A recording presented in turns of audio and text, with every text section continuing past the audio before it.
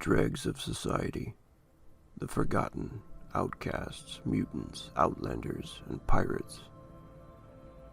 Whether it is credits we seek, or a way to disappear and run from our past, we come here willing to bet it all that the answers lie within all this blackness. We all live on an exporter vessel called the ISS Stalingrad, roaming past the boundaries of Armethian space. Our captain, Vladimir, gets jobs that are too dangerous for corporate cells, too risky for border patrol or deep salvage teams. The Imperial Marines only care about the border, not what's beyond it. Sometimes it pays to rip off criminals or pull off a little piracy of our own from time to time. Sometimes it pays to answer those distress calls. But then sometimes it's smart to just click the switch. It's a flip of the coin, you know. A chance, it's a trick, and you'll pull out of warp to get hit by pirates. Cuthalans out of hive space, cyborgs from the Syndicate, or slavers ready to sell your flesh for a credit. There are endless dangers once you pass the red zone, and it's all black void. Much of it is uncharted territories of deep space. Everyone does what they can to stay alive, and the rest do what we can to stay sane. All of this silence can be deafening. The emptiness has a way of making everyone a little crazy once you find yourself nowhere near the stars. And while some may seek glory and fortune within all this emptiness, others are just looking for themselves. All I know is that out here, you eventually find exactly what you deserve.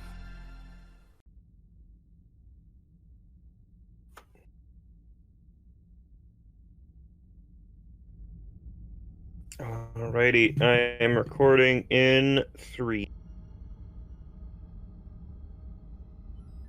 Welcome everyone to episode 7 of our second edition Chaos 6010 game. Thank you for joining us again and listening in on another episode of Aphelion. I am Rogue. I'll be your GM for this evening. Tonight we are joined with Slip, Maddie, Aki, Effie, and Ghost as they play some crazy space pirates in the Chaos universe. Blades and Blasters, and check out our B&B products. Check out Arcanum Syndicate and Earl of Fife games.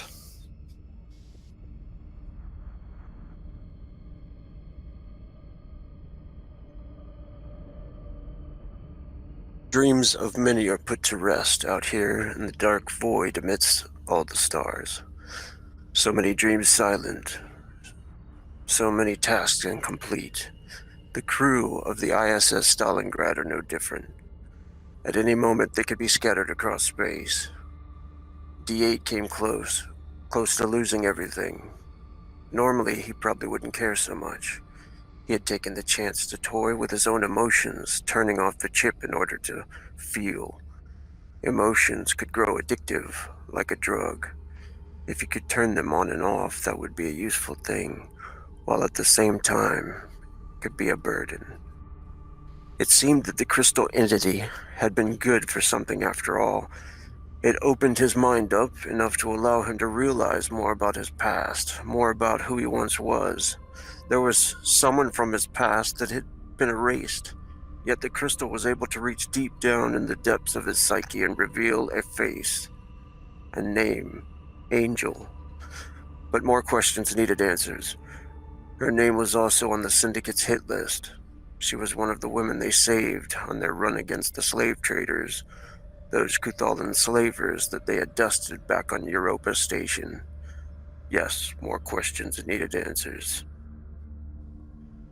Installed quite a bit of security into his ship, and at all times the ship was under surveillance by these cameras. Most of them captured mundane tasks. Crew walking down a corridor, B working on her mech. In the docking bay, Sadesh watching an old 80s or 90s Terran action flick. But Vax looking at the crystal heart was something you would have to catch at the right moment. The strangest thing was, she wasn't surprised at all that she had it, although she had no recollection of procuring it before D8 destroyed the entity with a grenade. Perhaps it had used her. Perhaps it had used her powers to glimpse the future while she was busy on the beach with her family. Perhaps it knew D8 would destroy it, so that was its only option. No matter how, it was with her, and she could sense that it needed her, and at the same time, she could feel it making her more powerful. Her senses were stronger, faster. It was as if her powers of divination had grown, like a light had been switched on and no longer was she feeling through the dark. So the camera pans to find D8 in the med lab with Sazesh and B, and they are currently working on his arm, finishing up the last additions to it.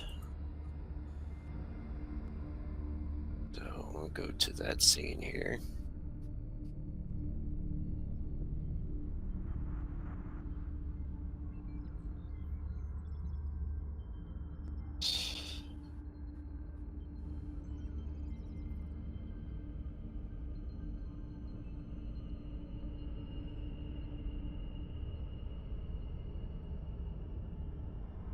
You guys see this? Mm-hmm. You? Yep.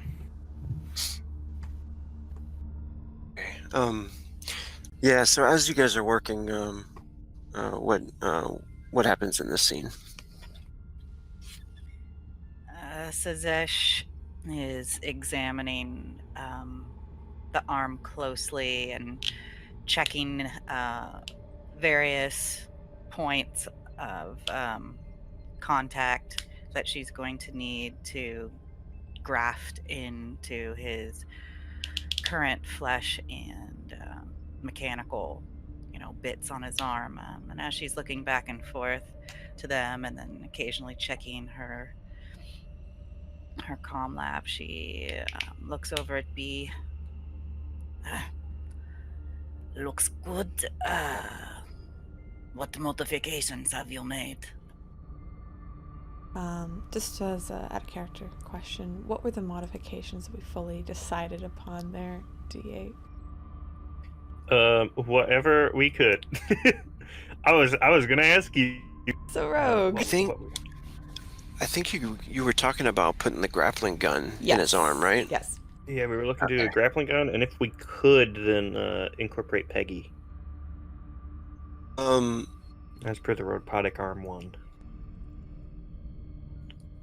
It's gonna take some rolls. Like, we're gonna definitely do rolls here, because like good rolls will be rewarding, while bad ones can cause malfunctions and stuff during combat. So we'll definitely have to pick out. I think B, are you good with cybernetics? Yep. Or Yes, you I good am. with on the skills? Cybernetics, and then- mechanics, computers, electronics. And I've got the biotech to help with the graft, but Okay, so you'll be rolling biotech, and then B, you can roll whichever one you pick there for cybernetics, probably. Okay. now do I get a bonus because of the lab and research that we've done ahead of time? That's a good idea. Get a +3. And as Sazesh looks over the arm, she smiles to her. And B isn't the best artist, but she's attempted to paint it well enough to blend in with D8's own coloring. Mostly just a gunmetal gray as the base and some red highlights on it. B nods to her. Yeah, I put in a grappling gun into it, and maybe eventually we can do a workaround to incorporate Peggy. And she kind of leans towards D8. And there's a few other things that you might want to check out. Oh, thank you. I'm looking forward to it. Sazesh just grunts, looking back and forth between them. Well, I need to have a good understanding of what you did in order to craft this, but I don't know if I want the details. She just continues to look at the arm. All right. Here we go. Well, at least you don't need the anesthetic, am I right? Yeah. Not like there's going to be any pain in the nerve endings. That will actually help a lot. You can tell me when you feel things and when you don't. Yeah. And with that, she will start, just kind of occasionally turning to B and saying, this wire here, it is for this, and making sure it goes to the right part of the body, and she'll inject nanites in to help the graft take at the different points. It all seems to be going pretty smoothly, and D8, you can probably start to feel, kind of one at a time, the sensations of the connection. Maybe you at first just get a tingle, and then you're able to flex the fingers a bit, and then your brain starts to register the different components and how to activate the different processes on them. And Sazesh will, ask you, make a feast and point. Yeah, And D8 clenches his fist, points. Yeah. It feels pretty good. I'm quite surprised. You two did good work this time. This time, Well, B. I guess there hasn't been a time before, has it? Hopefully not a time after. What do you mean? I'm counting on you next time my arm gets blown off, or maybe a leg next time, we'll see. I'd rather you not be in pieces, D8. Well, I'll try. yes, you try hard, okay? Oh, be careful, that tickles. Maybe this needs to be a little tighter. She makes some adjustments. You said you put a grappling hook in it, right? Yes. You activate it like this, and she comes over and points out some of the finger configurations to activate it. You lay here for a minute and make sure everything has taken. She says, I need to run some tests with the, make sure the nanites are evenly spread doing their job. She kind of hooks you up to a monitor. Also need to take some blood. And she actually runs like a very, very thorough workup on D8 during this process. Seeing she probably doesn't understand all the technical things that have to do with his mechanical parts, but as far as how well they're attached to the and melded with the body, and anything that has to do with his actual physicality, she's gonna have in the system. B might be able to run a diagnostics of D8 for the mechanical parts. Yeah, I mean, Sure. Sazesh can pull up the data at least. She doesn't really understand all of what it means, but she can see. Yeah, I imagine as you both go through it, it's pretty apparent that although a lot of the actual parts, including the flesh, are pretty high tier for the most part, given his background and how he got that rather big payout early in, a lot of it hasn't been upkept super well. It's not clear, but it's probably been a few months at least since he last saw a mechanic, let alone a doctor. Proper one, at least. In regards to like a full scan and everything. And small little bits here and there. The internals, it's hard to tell where mechanical starts and flesh ends.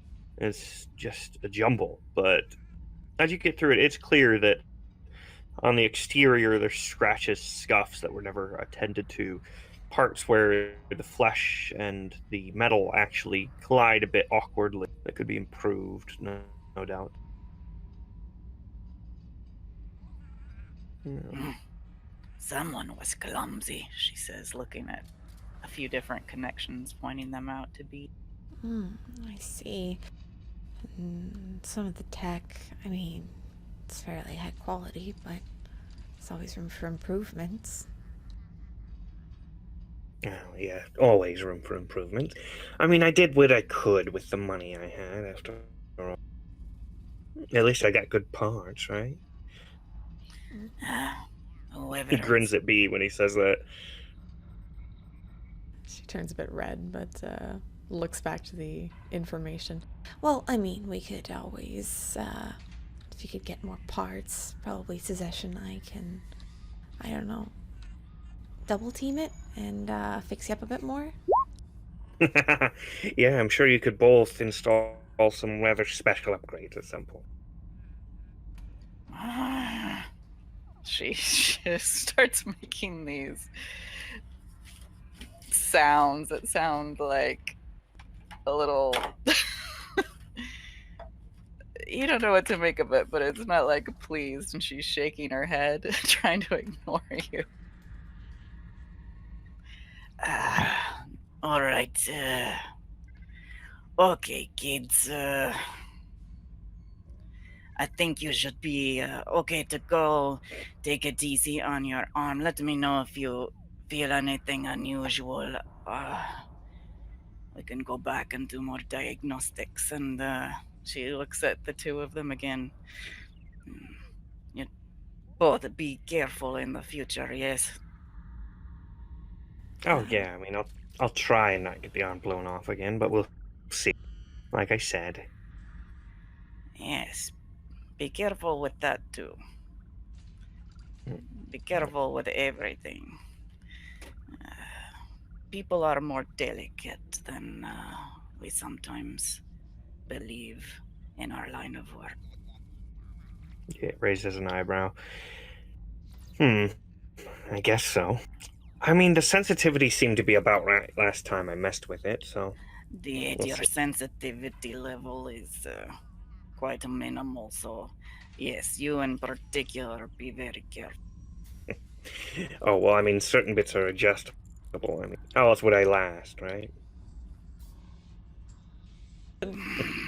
She's shaking her head again. Bees rubbing the back of her head uncomfortably.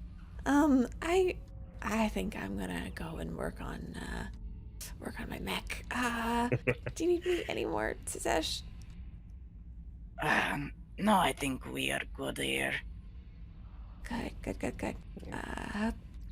And she gives a wave to D8. She heads out. I'll see you later at, lunch, probably. Yeah. Sounds fine. Yeah. Well, I'm gonna go play with my new grappling hook.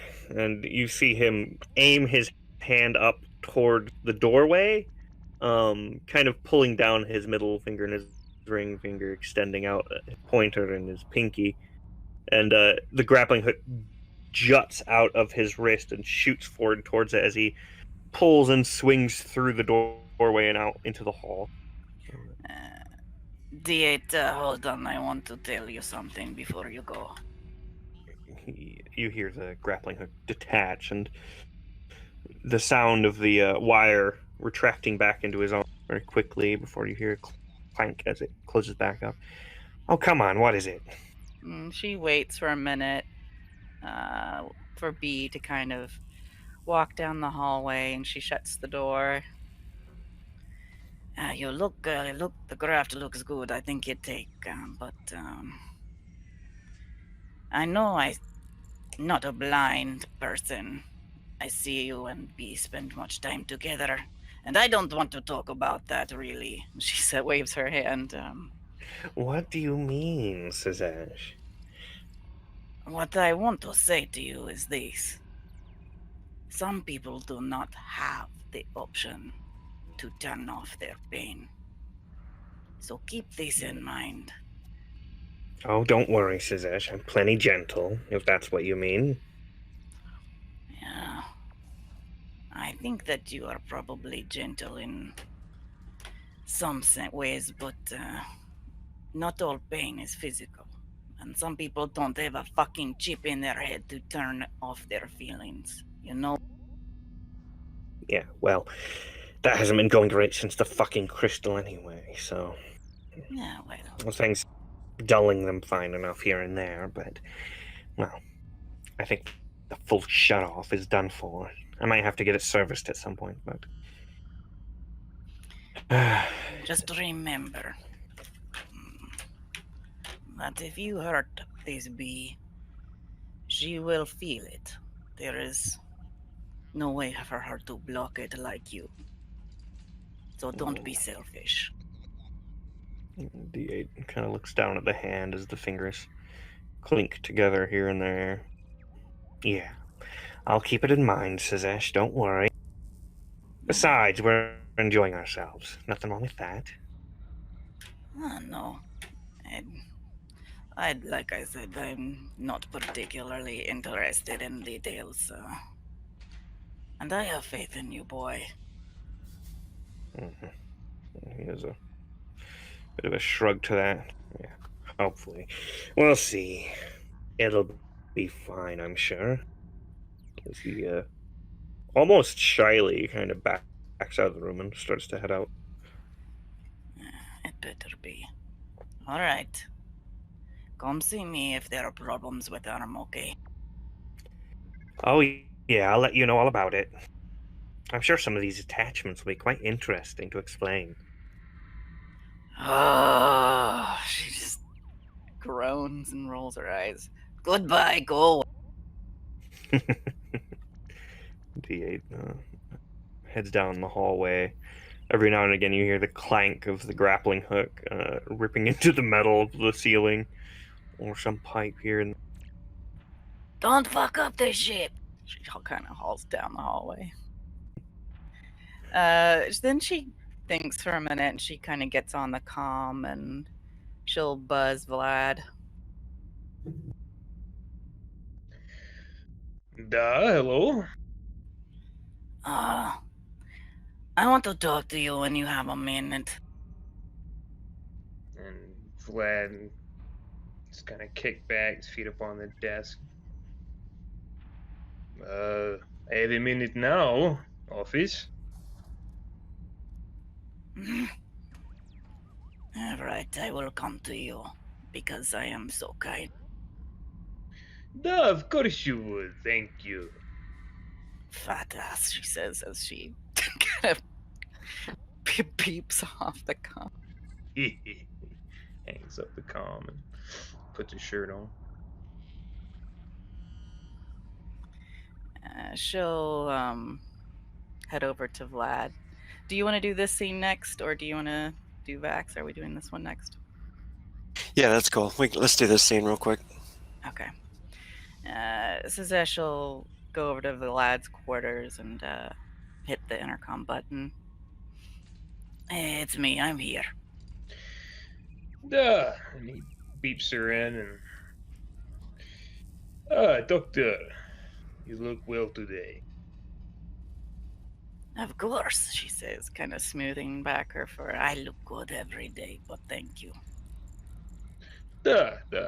You want beer?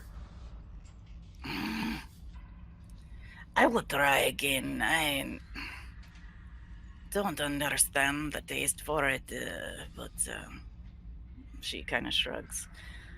Perhaps it will come to me in time. But milk instead if you want milk. Ah, yes, this is better. He puts the beer away and pour a glass of milk and put it on the counter that he has a little desk and slide it over. He pops open a cap on some space vodka and leans back in his chair. So, what is on mind, Doctor? You do not often visit. Well, I do my job well, and so do you. I do not often have need to consult or inform you. No, I trust you to do your job. Yeah, but I like company, Doctor. That said, I understand you are very inured with work, da. I do appreciate the hollows and the movies you send. I watched one recently. This is not why I come, but it has been on my mind very much. It was Teenage Mutant Ninja Turtle. Oh, It is, yes. yes, it is the story of someone like me, a dark, who raises children, mutant children that are not dark.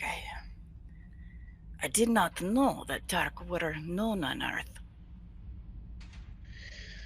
Oh, there are many stories about, well, they did not know they were dark. They have many different names for your kind for a long time until we find out dark actually real, and then we get it right. But I remember movie and also animated series. So hard to find all episodes. Been looking through black market for years. We'll get you to them when I can.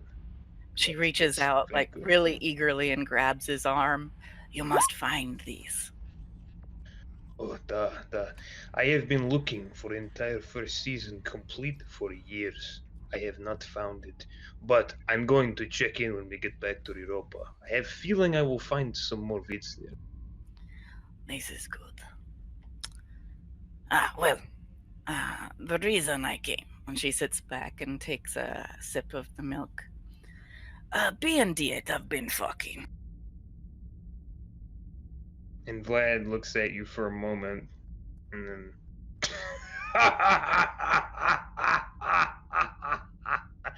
uh, Doctor, you're going to have to be honest about why you are here. That is funny joke, but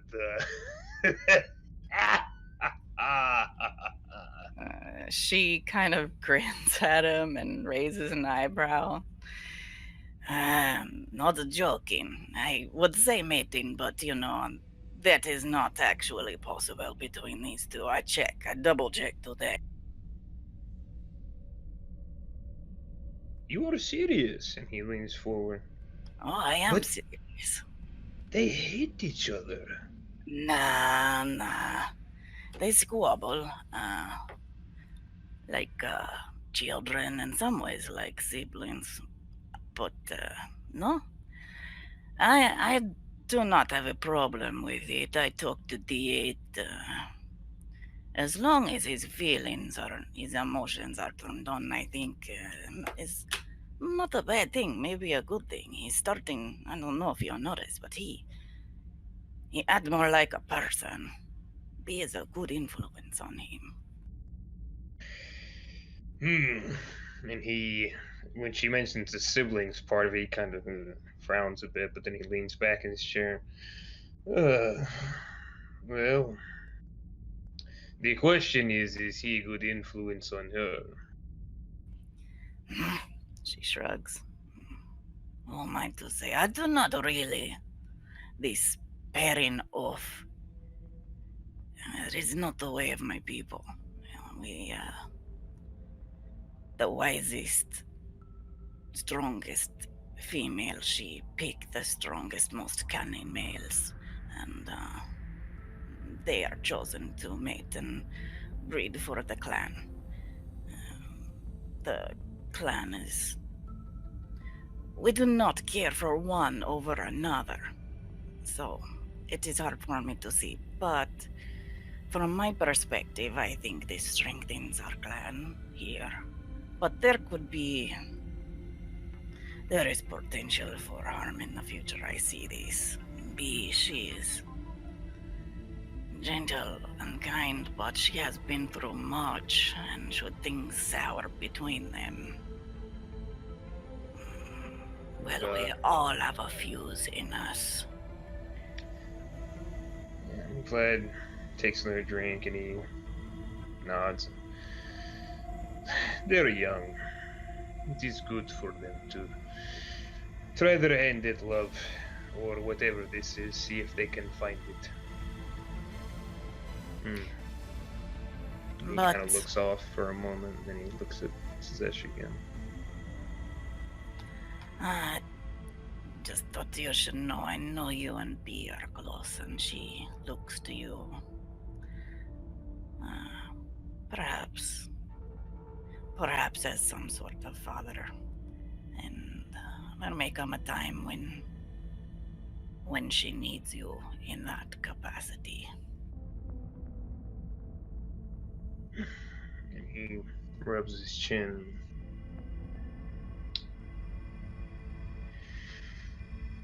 Perhaps you're right, but I wonder how good my advice would even be. I think she needs less advice and more. What do I want to say? Just knowing that there is someone standing behind her who cares when she is hurting or will have her back. Yes? Vlad nods. Thank you for telling me, Doctor.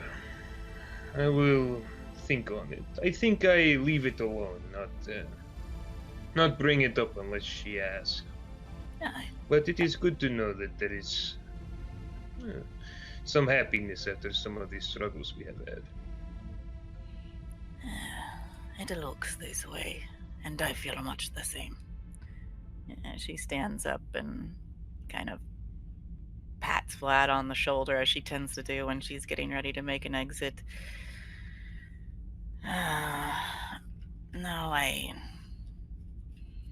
worry some about Vex. She my next project. But for now, I think this is okay. Something wrong with Vex, you see?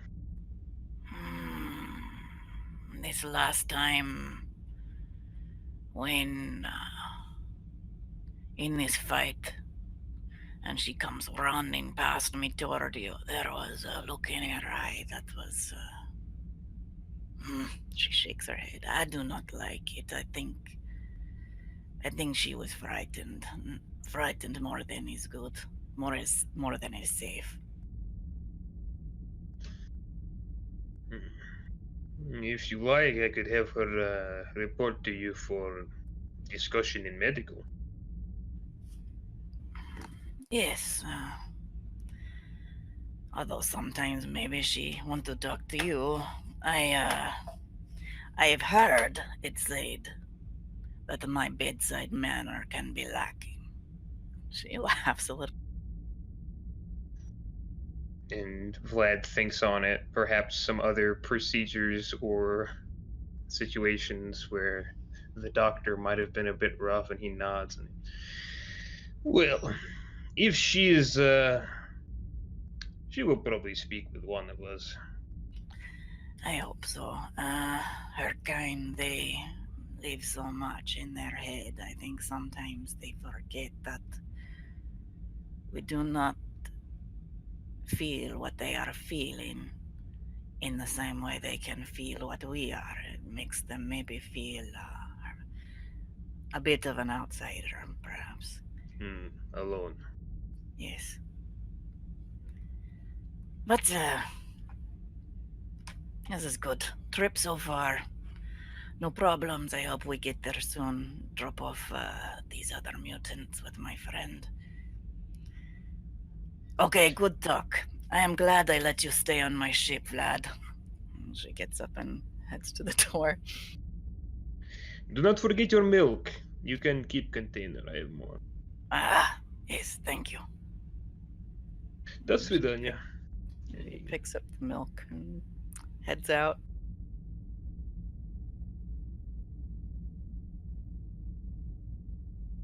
And the scene moves over to where Vax is awakening from her meditation in the cryo chamber, feeling totally filled with mana streaming through her blood and spirit.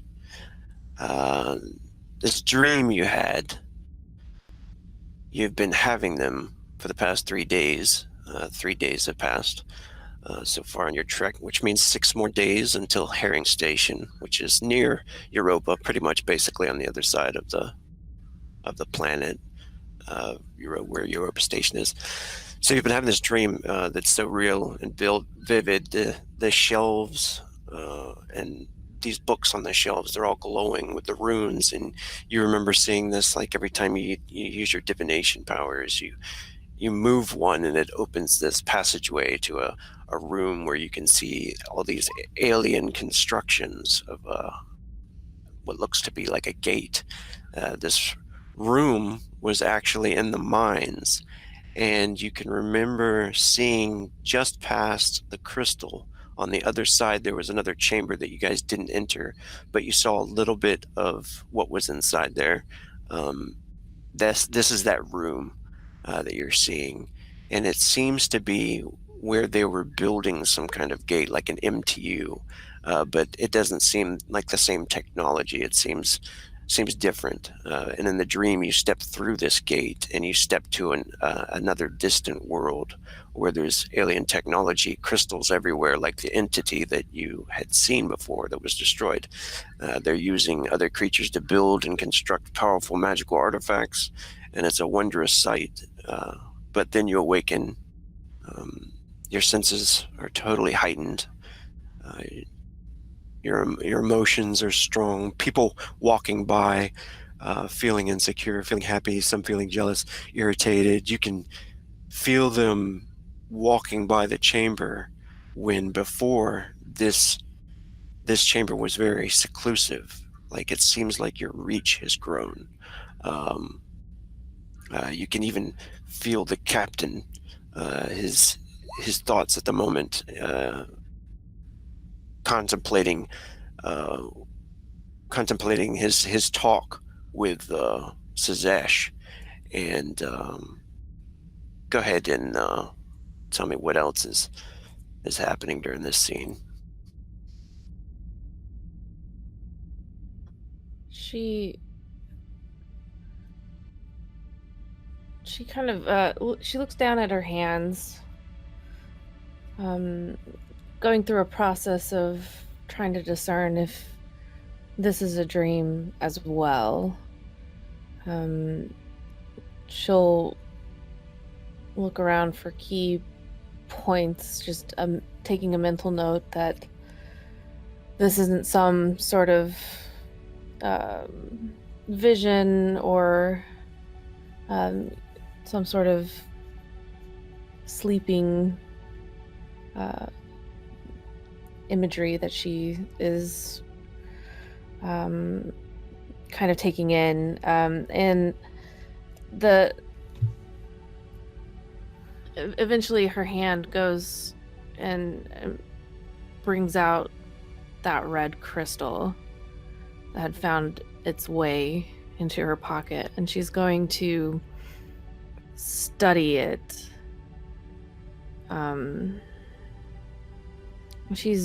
this time, she's picking up on specific concern towards her from Sazesh. And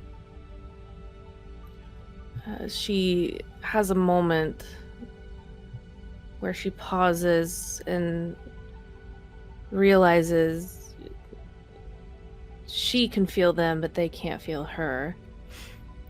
And then she looks to the crystal and wonders if the crystal can feel her. Is there anything particular about this crystal and what it's been relaying?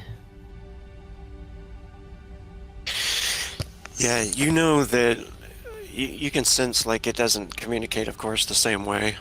So it's been trying to communicate, you think, through these dreams. And it doesn't mean to be harmful in any way. It doesn't mean to like suck the life force out of people.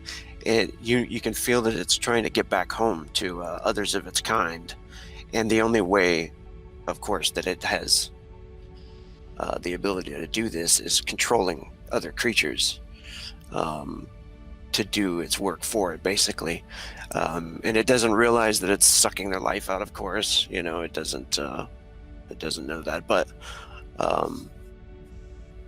that's why you feel almost like compelled to help it, but at the same time you don't have to. I mean, it's totally your choice, and at the same time you are it's heightening your senses and feeling, you can feel very aware now. So you feel like it is trying to tell you more, but the dream isn't complete yet. Like it hasn't had enough time to tell you and construct all these thoughts. So I'm getting a sense that that room is important to this. It was. You don't believe that it's there anymore, or when the cave-in happened, it might have been destroyed. But that's what it was trying to build. It was trying to build a way to get back to its kind, you think. Vax will definitely spend some time getting to know the crystal and trying to understand. It appears to be sentient. Does it have an aura that she can read? Well, yeah, you can still feel that it's tied to you. That it has somewhat some kind of affection or tie to you, and you think that it's pretty much just because it's depending on you for survival right now. Okay. Did you want to construct your crystal, or did you want to make a wand as well? Yeah, I had want to ask about that because the components for it, she'd need a few components, and I haven't really I don't have any of that in my inventory. Okay. So that could be something that she can collect over time, but I do know that she'd probably want to construct something that is crystal in nature with a wand. And there is a part of her that does contemplate. She's trying to understand if this crystal is sentient or if this is some sort of magical illusion. So are you worried that you're still there? She is concerned that there is that control that she had undergone. While she was aware, I think that there was some sort of she just wanted to help the thing whenever she originally picked up that crystal in the last episode.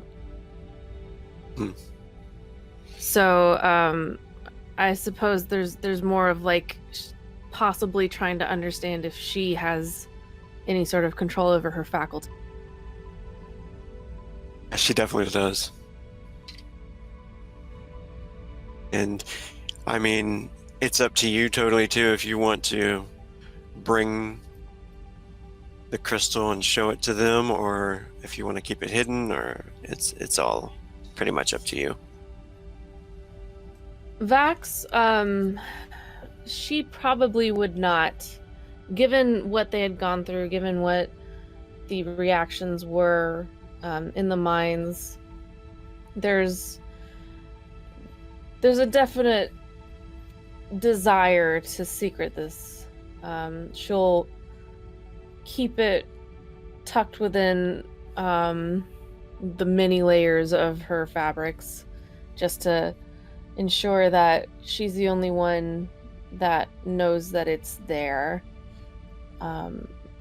Maybe in time she might, but right now this is a connection between her and the crystal, and she'll want to learn more about it.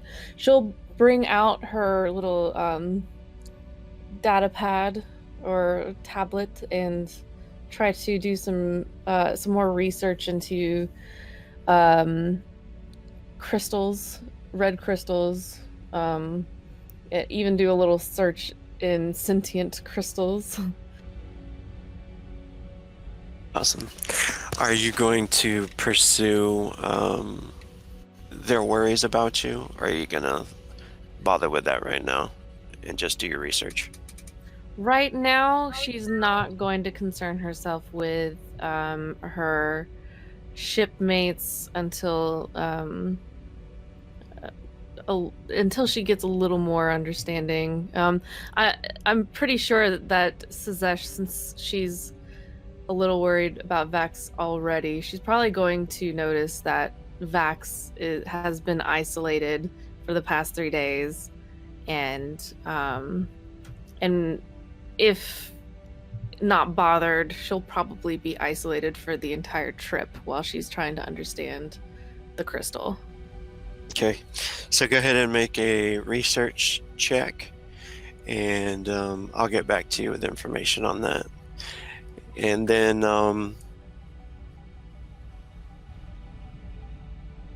if anybody else doesn't have anything, is Sazesh gonna go talk to her within that trip then? She definitely wouldn't let her just stay in her quarters the whole trip, for Okay. sure. All right, cool. Is for the trip, So- would B be able to complete the mech?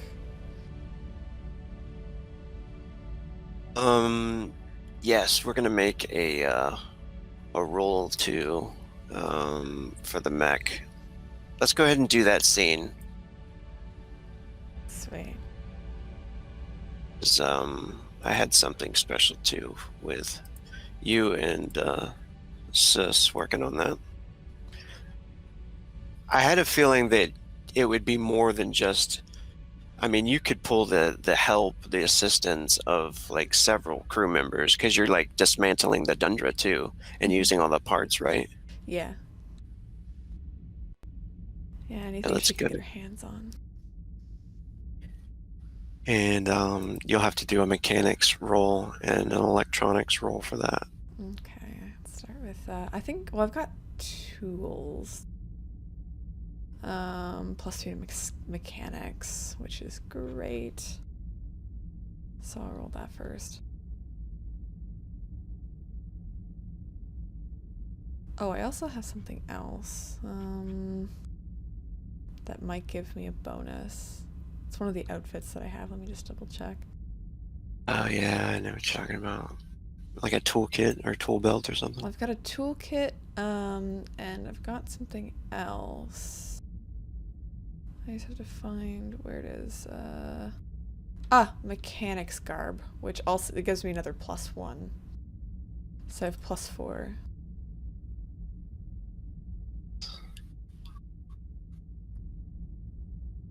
All right.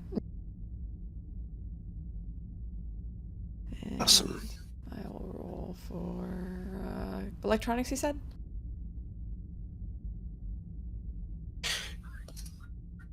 Yeah, and normally like so very good rolls, and we can think of some bonuses for the mech too, and depending on what you want to concentrate on, whether it's like armor or add more hit points or something, structural hit points. But let's go ahead and do that scene. Wants to be in this scene when she's completing the mech. Well, who would you have invited for your big reveal? Oh my god, sus. She would have invited everybody, for sure. Yeah, D8 would probably be there then. Oh yeah, And I then guess we'd I'm be there. coming. Yeah, I Mhm. would say for that, Vax would come. Awesome. So you have managed to take her away from her stuff. Oh. Any free time, well, majority of the free time that B has, she's been either working on D8's arm, and once that was finished, she dedicated 100% of her, well, 90% of her free time to the mech. And she's just been tearing apart the Dundra, been working with the items that she's gotten from Echo and Junkyard, and has been putting this together for quite a long time, but it's finally all coming together. And kind of reluctantly, she did ask some of the other crew for help, but there's certain things she didn't allow them to touch. A lot of it was like the diagnostics and whatnot. It was mostly just kind of mounting the armor on the skeleton, and especially for Sus, having him really kind of outline what the weapons array would be, and really relying on him, as weapons are not her specialty in terms of hooking it up to the mech. But finally, not sure, probably a couple days or maybe even a day before they finally arrived, she has completed this thing. The paint job it's alright. It's mostly just gray, with a few exposed kind of steel and other metal and colorings and whatnot. And she invites everybody for the big reveal. Of course, there is a very large tarp that's covering this thing, very much like the kind of collective dream they all had. It's very reminiscent of that. And everyone, as they enter, B is sitting on top of this very large tarp with the biggest grin on her face, and she waves to everybody as they come inside. All right, I don't want to take you away from your jobs for a very long time, but I have a very exciting announcement.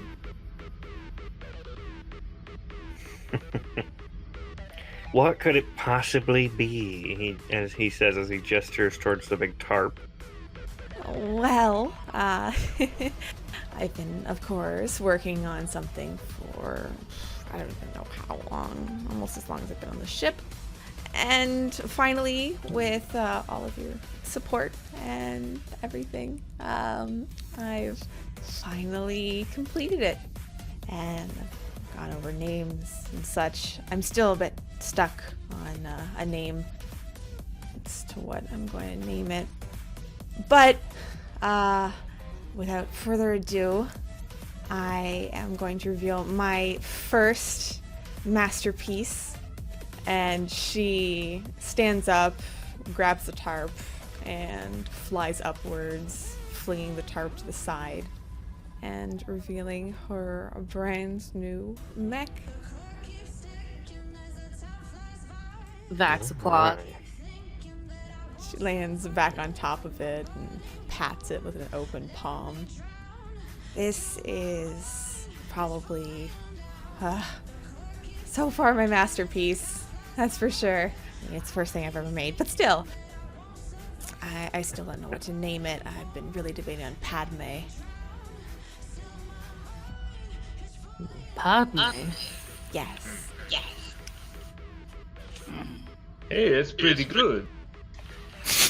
Is very Is it? nice. What does it do? Oh, what does it I'm do? hoping it kills things. It Yes. looks like it could kill things. Kill many things. And, well, I can also just, right inside of it. And it's just, woo! And B seems very excited as she clambers inside and starts moving it around the docking area. Oh my. You could call it the bee's knees. And he kind of stands there, a very proud dad joke. He kind of looks at him with an eyebrow raised, like, Does it look like it's got guns attached to it? I would say yes. Yeah. Hmm? You notice Sus is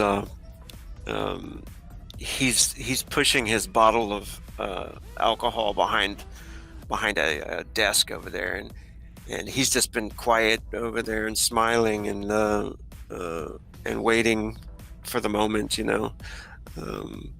he says, "Oh, and I have a present for for you guys to.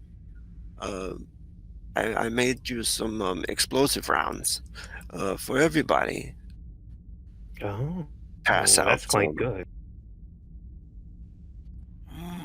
Suzesh will look at them. She's going to roll demolitions to see if she thinks that they're actually good, because she just saw him hide that alcohol.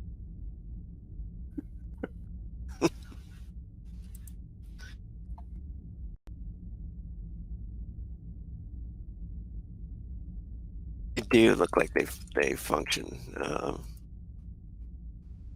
mean, they look. Let's see how good they look actually before I.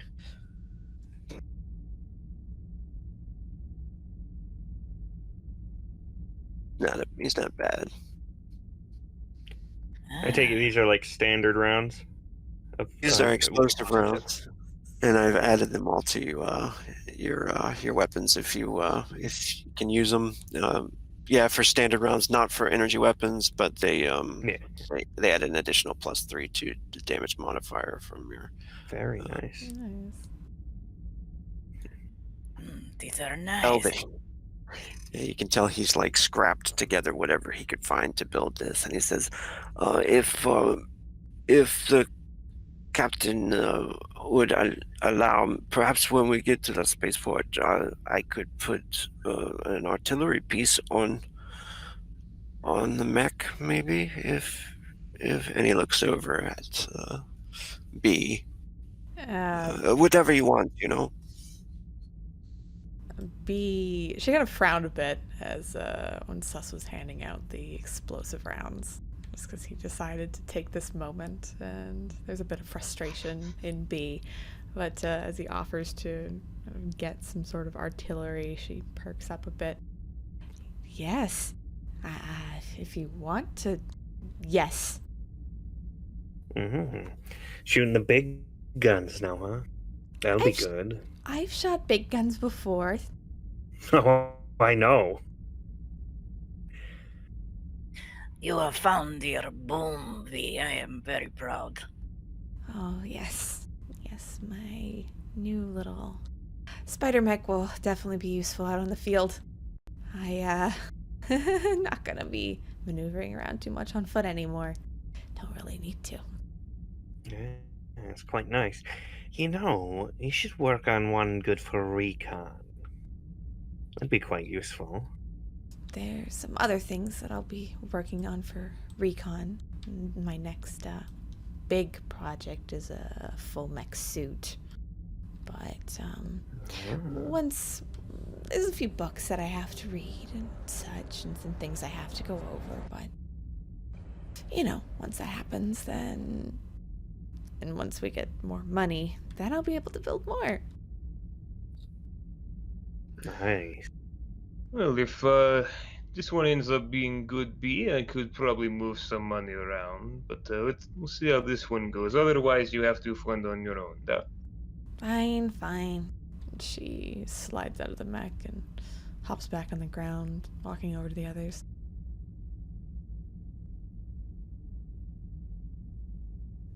This is quite an accomplishment. Congratulations.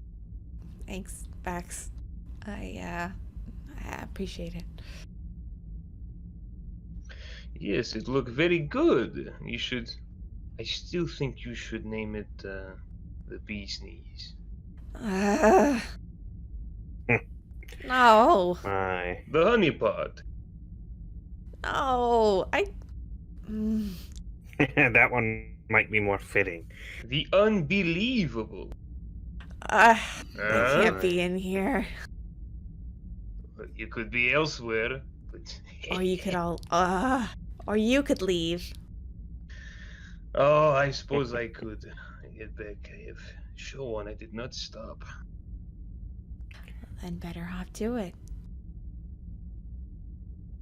Duh. Leaves the hangar.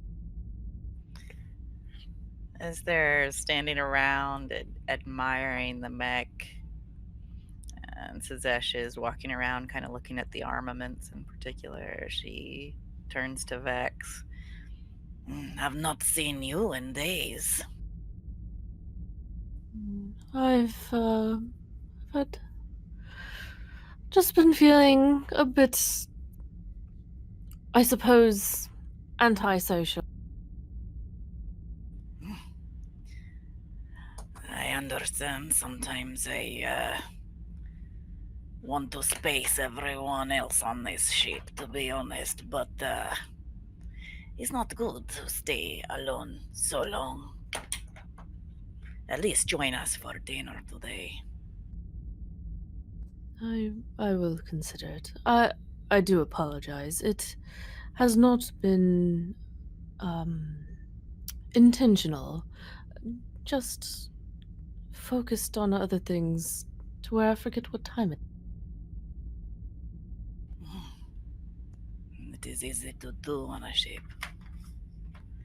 But no, we all miss you and your company, yes? She kind of turns to the others. Yeah, you see D8 kind of over near the mech, smiling as he looks up and down, kind of taking a look at the cockpit and everything. What was that?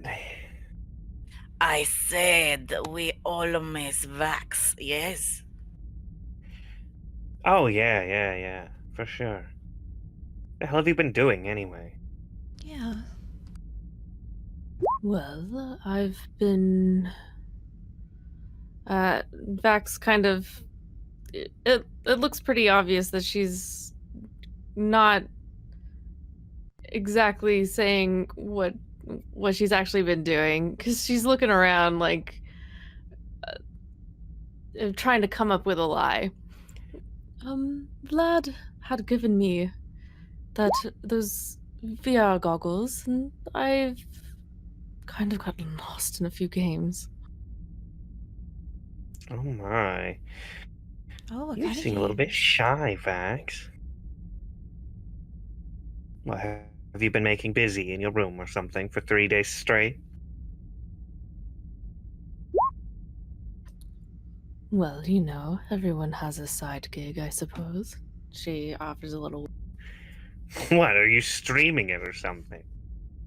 You haven't found it yet? Oh my. I don't think he would like to.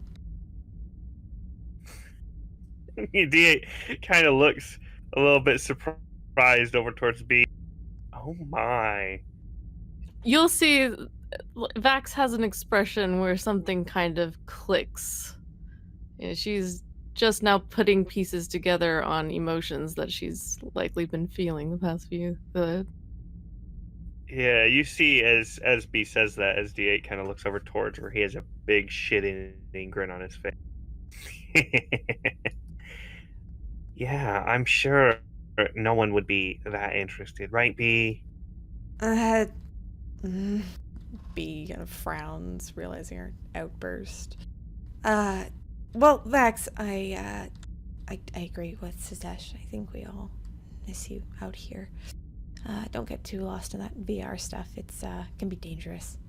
I mean, sometimes you're running around with really tiny hedgehogs, and it's just not good. What? Yeah. Suzesh looks confused too. She scratches her head. Perhaps you ask Vlad for maybe combat simulators. Might help with any jitters next time. Well, there are a few combat games, but I'm not entirely sure there's anything that simulates the accuracy of real life. But I'll look into it. You'll need any help, you can come see me. Well, good job again, B. I am very... If I say impressed, then that almost sounds as if I do not expect it, but I do. I know that you are a girl with many talents. B. Oh yeah. She looks to Sazesh, and you can see there's just this very touched look that's on her face as she grabs at her shirt and pulls at it a bit. Thanks, Sazesh. that means, yeah, thanks. I cannot wait to see it blow shit up. Okay. Me too. She looks over at D8. Make sure you don't piss this one off now. Yeah, I mean, I think I could destroy it if I needed to, but I mean, who wants to destroy a killing machine like that? Oh, I really don't want you to try. Oh, don't worry, I wouldn't. Besides, we haven't broken it in yet, B. I do believe I have some research I must attend to. Congratulations again. And she kind of, she takes her leave. Yeah. Zazesh watches Vax go and turns to the other two. You must make bigger effort to reach out to Vex. We all depend on each other when we are out in the field, and those bonds are created here. She kind of taps the surface of the ship. On board. I suppose. It's not a bad idea.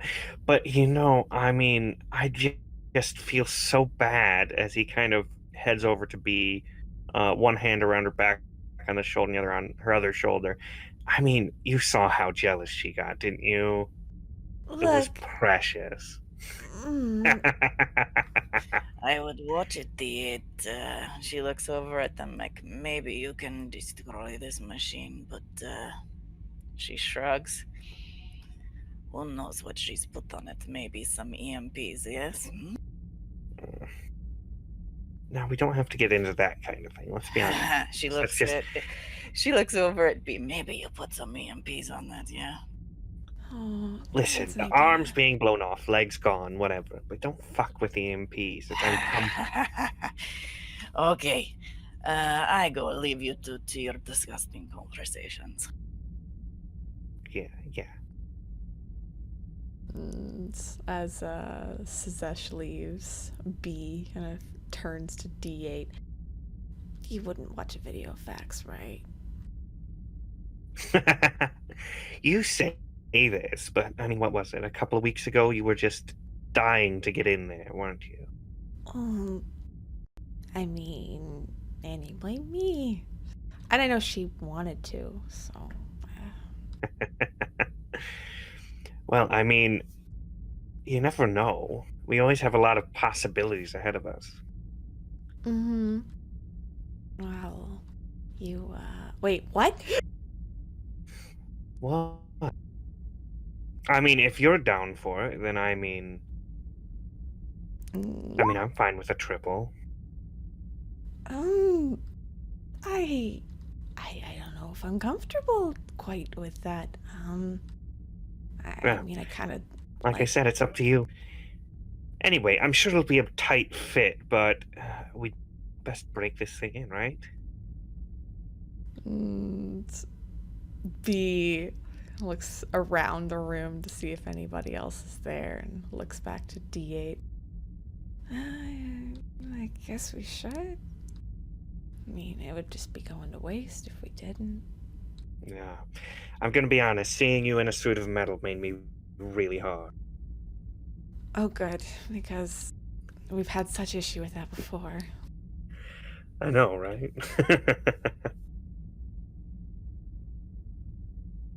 And B kind of opens the back of the mech.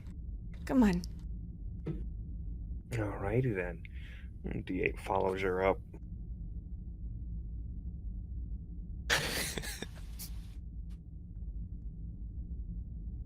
And with that, we will move the scene elsewhere.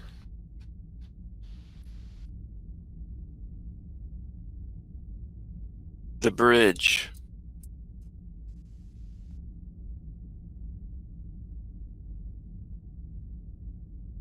There is no further scenes necessary. We'll go ahead and get closer to the arrival at Herring Station. You guys cool with that? Sure. Sounds good. Yeah. All right. So, in this scene, a couple more days have passed, and it's about that.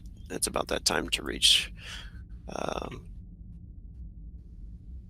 Herring Station. I would say everybody's probably on the bridge at this point. And with Sergey, he's there too, running navigational instruments. Or the comms. He's on the comms. So let's go ahead and do this scene before we arrive at Herring Station.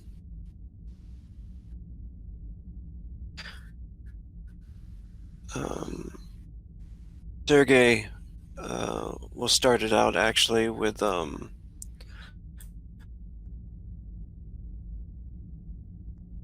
he says, Captain, it seems now that Yuri is very happy with his improvements in his living situation aboard the ship. He made a statement yesterday that he hopes to one day be on the bridge running tactical station. No, never. I told him that is all B, man. Yeah, what is with people coming for my job? I talked to Sis about the other day. He was very drunk. He knows what he did. I think he's too shy to come talk to you, B. Again, there's a bit of you see her brows knit, and there's a bit of frustration on her face.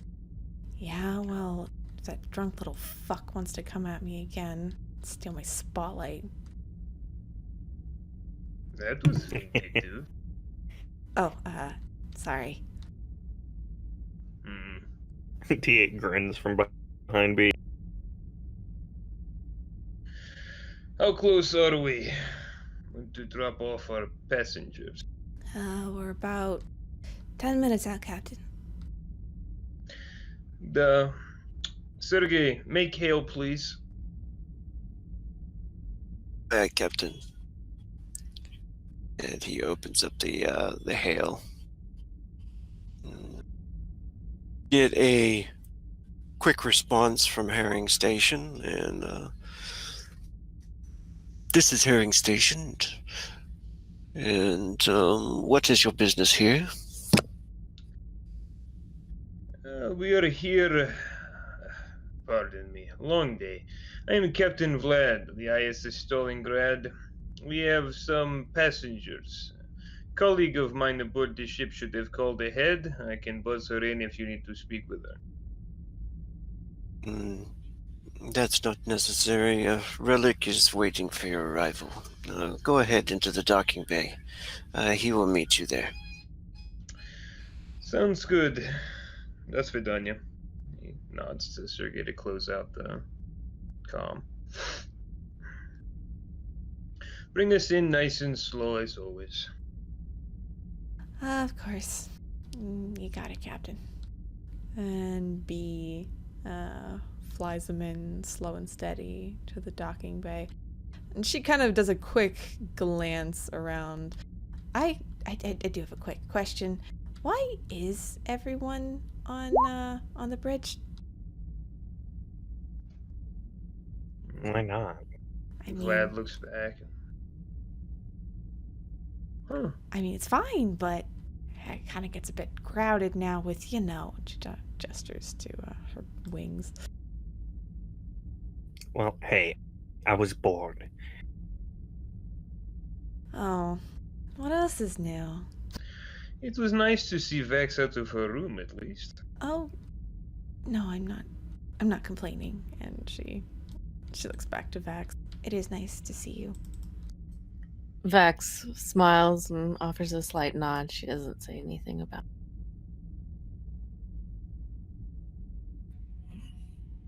So how close are we again? 10 minutes. Closer now, probably. Okay, so is this station where Raoul is? Yeah, Or this is where he is. Yeah. okay. I need to let the little Gabby know and Digger. Not that they have much packing to do.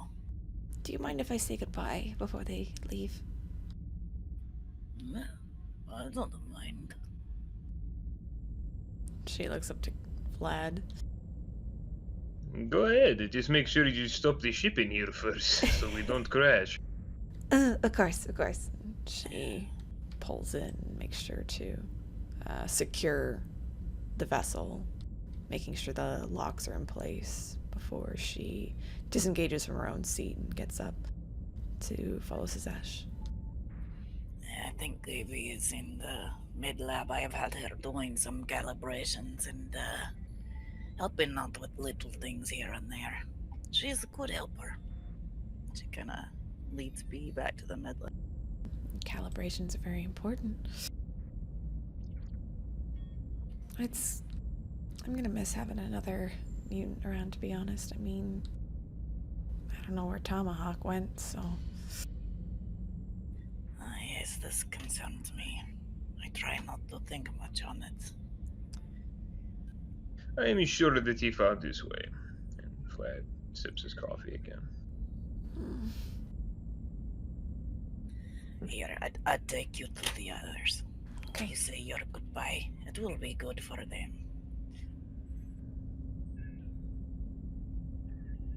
So I think Sazesh and B head back to the med lab.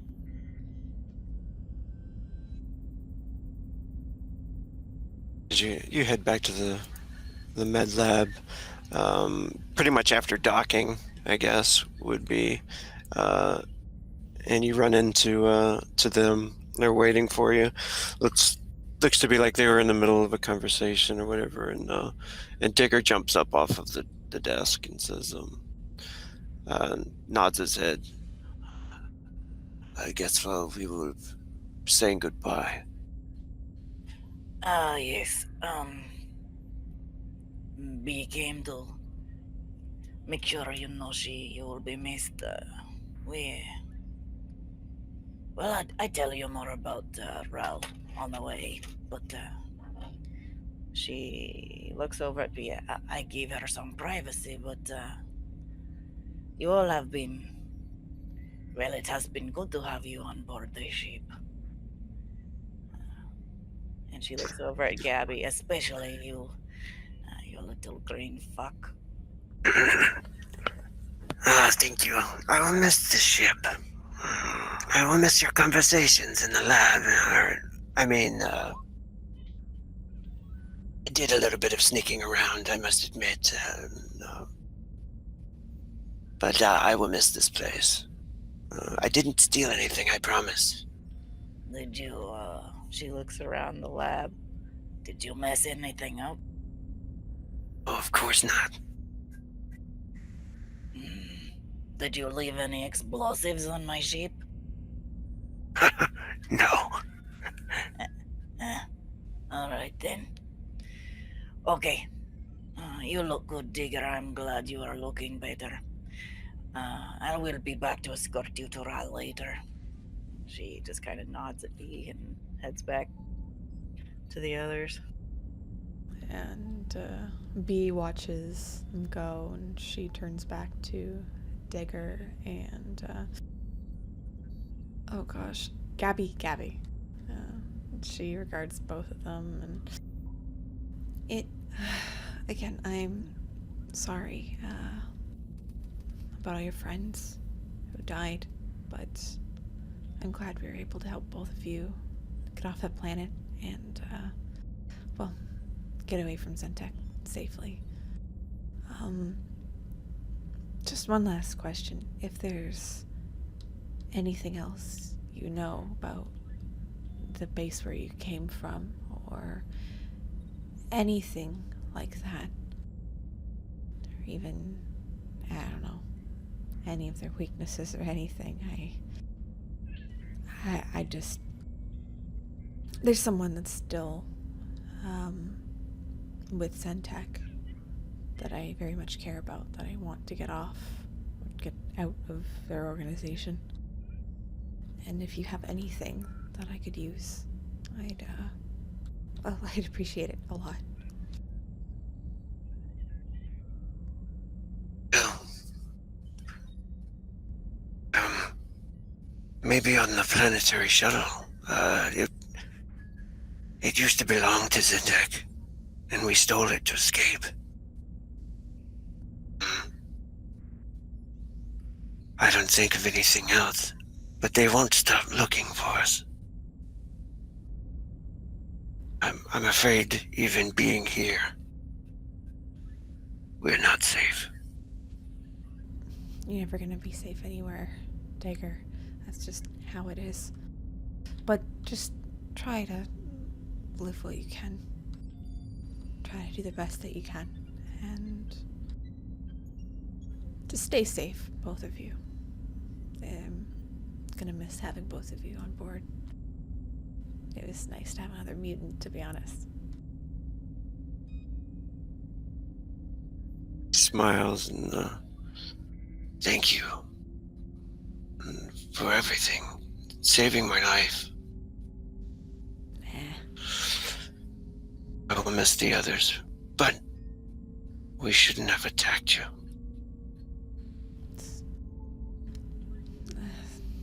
It happens. But, and she kind of pats him on the shoulder. Live while you can. And enjoy while you can. She looks down at Gabby. You too. You take care of yourself and,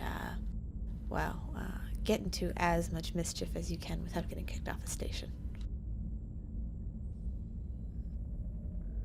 He smiles, big toothy grin, and nods.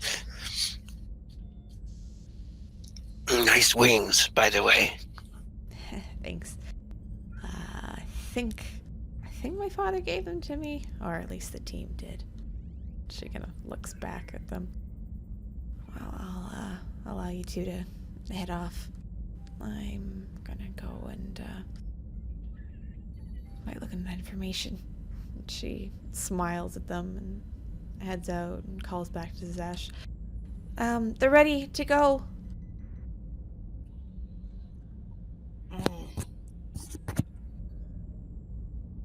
Okay. And Sazesh will try to probably call Ryle to give him a heads up that they're coming, if she's able to calm him. Yeah, he comes. He comes over the common.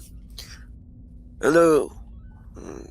It's good to hear your voice. Come on in. Go ahead and dock. I'm sorry, what was the last thing you said? Go ahead and dock. Yes.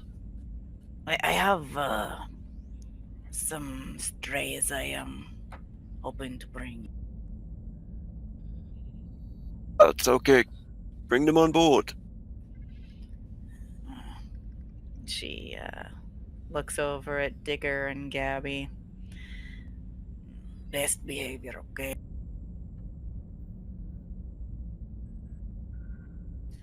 And then she'll enter, leading them over to Ryle.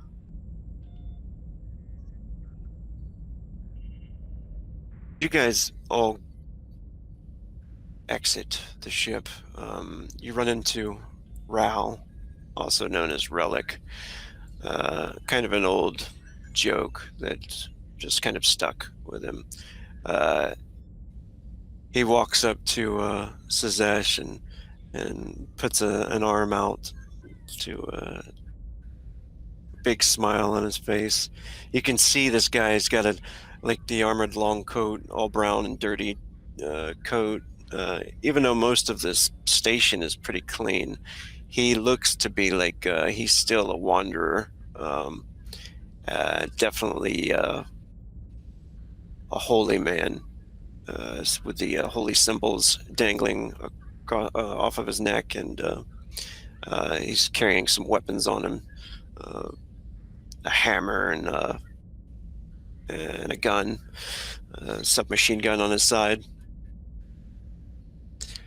He says, welcome to the place. Welcome to Herring Station. It's good to see you. You're all welcome to stay here. This is my new crew. This is Vlad. He is the captain of this ship. This is B, our pilot. This is Vax. I don't know exactly what her position is called, but she is a very knowing person. Information officer. Yeah, there you go. Mm. Information, that is good way to describe it. And this is D8. She kind of claps D8 on the shoulder. My problem child. Hello. Everyone, this is Ral. He is very old friend.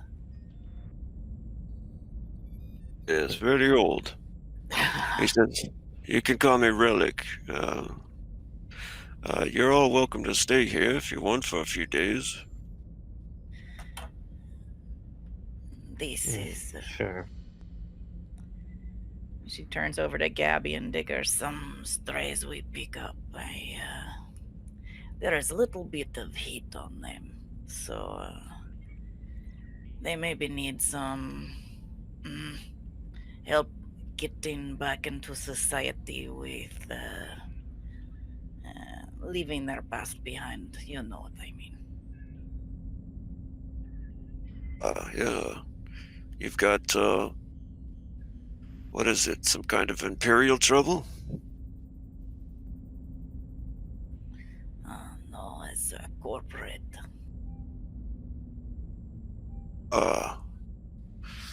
And he says, well, this could be the place to disappear, that's for sure. Most of the people around here work for the church and the order. But we'll turn you in. We're not signed up with the Armethians anyway. You can see some other people walking by, like in religious garbs and stuff, and he's like, this is all private. There's need weapons? You can find some here if you need a drink. There's a bar. You got any good books for maybe me or Vax can buy or study while we are here? Yes, of course. You can go to the library here and study up on spells if you need to. The supplies. Figure we can do supply here instead of doing everything at Europa, perhaps. Yeah. I've heard the stories about you guys. You're doing good out there, huh? D8 genuinely scoffs at that. Good, yes, sure. Well, I'm working on it, she says, kind of giving Relic a sheepish expression. I think we're doing good. Oh yeah, I do a whole lot.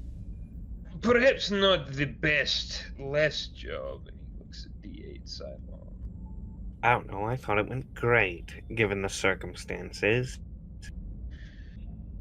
Speaking of which, if you have need of such a crew as this while we're around, I would entertain offer.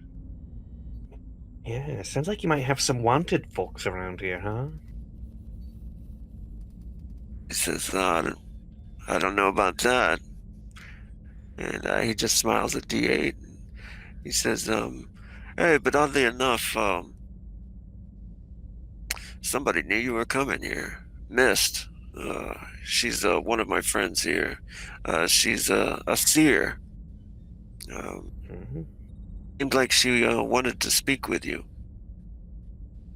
With Maybe me? we should stop by. With the whole crew, actually. You know this mist well? Yes. She's a follower of the light.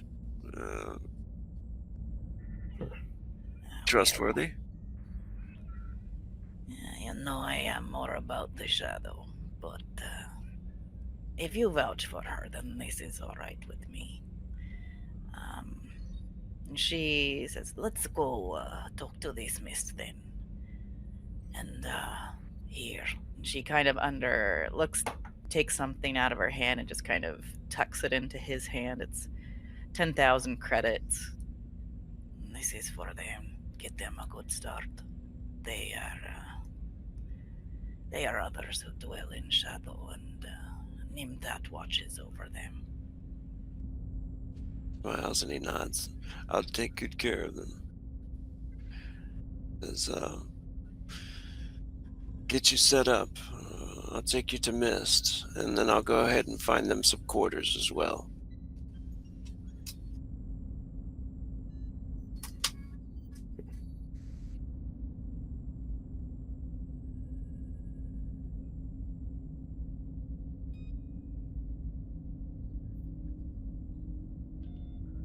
I Good. think we are following him. Yep. To go So- speak with Miss. Have we met Relic before, or is this the first time? First time for you guys. Okay. So I would like to read his aura. Gonna read his aura. Mm-hmm. Do I need to do a willpower check? You can do that.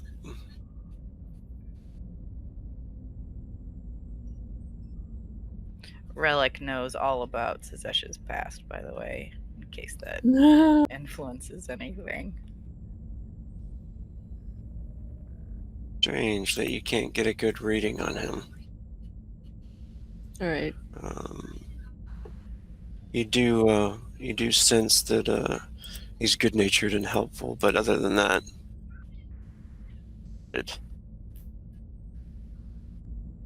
As they're walking, B kind of taps Vax on the shoulder. Hey, once the whole quarter things and this mist stuff is all done, you want to head to the bar? Sure. Awesome. B smiles widely. Vax smiles. She doesn't smile as widely, but there is a smile behind her. You probably see D8 ways behind B off, kind of making to follow Relic as he kind of overhears a bit, and he has a bit of a grin on his face as he follows him off.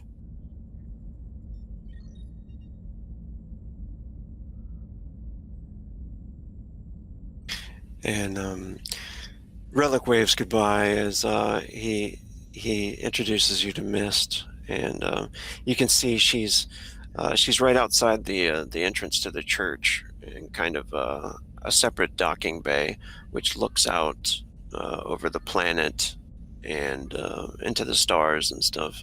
Some smaller ships coming in, some smaller planetary shuttles, and she turns around to see you. She's cloaked in some blue, flowing, kind of silky garb. She has a lot of cybernetics on her. She has a strange cybernetic eye in the center of her forehead, and you can tell right away that she kind of holds magical energy as well as mixes it with the cybernetics, which is quite unusual for most to do. But he turns around and she says, well, welcome to Herring Station. Yes, the pleasure is all ours. I am Captain Vlad. We were told that you had foreseen us coming here or something. Yes, during my prayers. And it was strange that Relic had came and spoke to me at the same time that I had received a vision. it was meant to be, I suppose. You are being pursued by the corporation, Zentec. And she looks around to make sure nobody's listening or close by at all, or watching you. Are you sure? They seem to be decent enough when I spoke with them, though I guess they're hiding quite a bit. D8 looks a little bit concerned. A couple of glances over towards B. Yeah, and Vlad kind of looks back at the others. Has anyone noticed anything following us in space? Sergei did not mention anything. Don't No. typically look out after the back of the ship. Do you know how close they are? Why? Not why. Maybe how far, or what ship they're in, or anything like that. She frowns and says, the danger seems close. She says, perhaps someone amongst your crew knows more? Maybe on your ship? How long? If your ship is large, I would be worried that there might be someone on board. A spy, perhaps. She says, in the vision, it was someone who was with you that was being interrogated.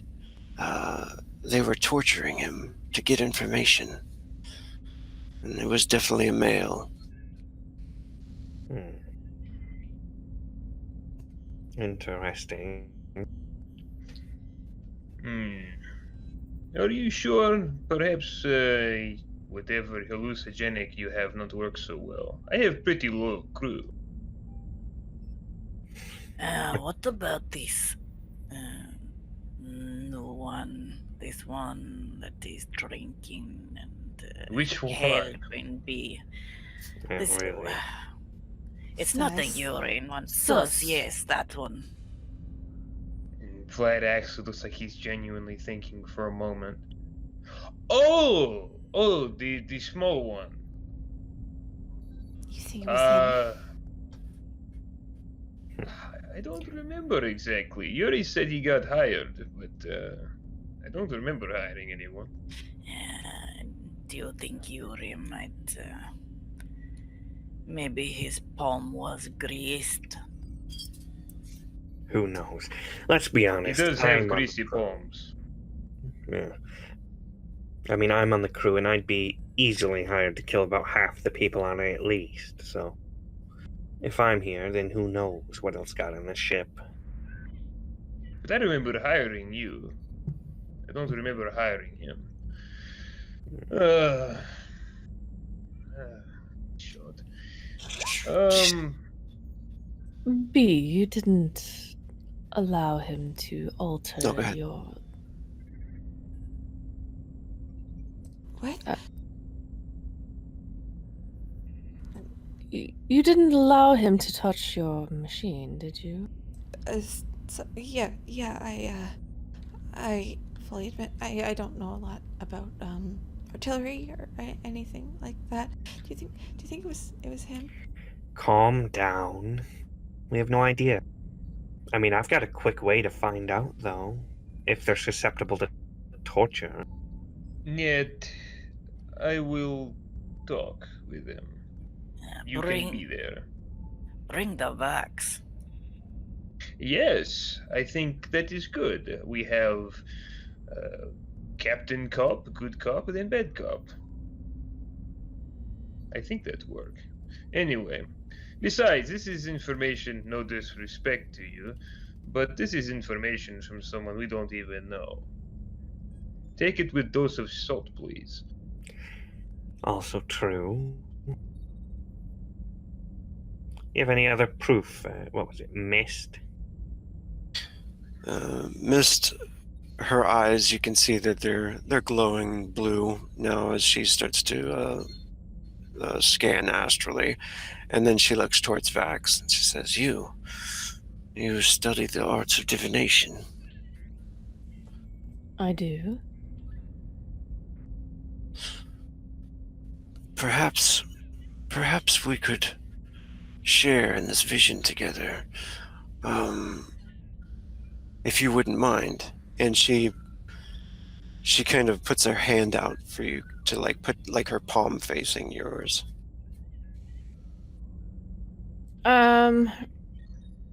Reading her aura, could Vax catch a glimpse as to if this is trustworthy? Yeah, you think it might be able to help. All right. She's going to connect the gesture with her own hand. And without really having to roll or anything, she's trying to mentally project this image that she saw, and this is the face that you get. Moment. And then you can see in the vision he's being tortured by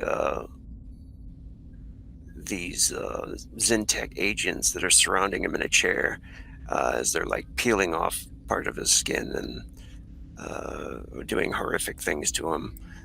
And then the vision is gone, and she moves her palm away, and she says, "Does that help at all?" Okay, so I do have to ask, is that who has been already established in a particular episode? Okay. So He was I think you guys got the information. Only the captain did, I think. Oh yeah, true. oh man, I don't even remember his name. Tomahawk.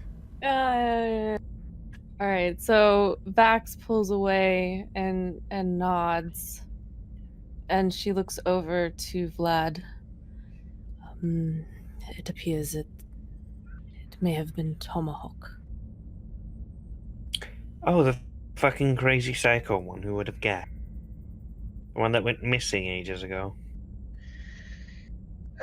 Well, fuck.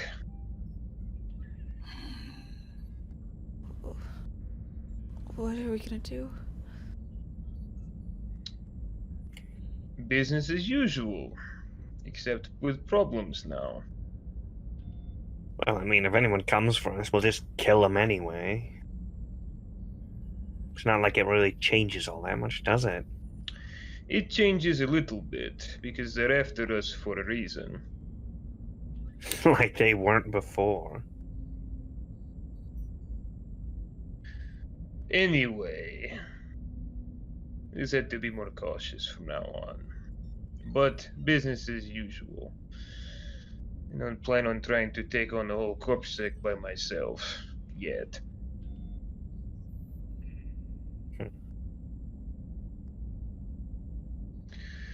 Any other wonderful news you have for us, Mrs. Mist? She says, "I'm sorry. That is all I could see." Relic pops back up, but that's everything all right? Just some bad news. That's all right. Better to know. Duh. Better to know than not know. Stretches. I'm going to go do shopping. Send information to communicator if anything specific you want. Duh. Alright, thanks, Vlad. Duh.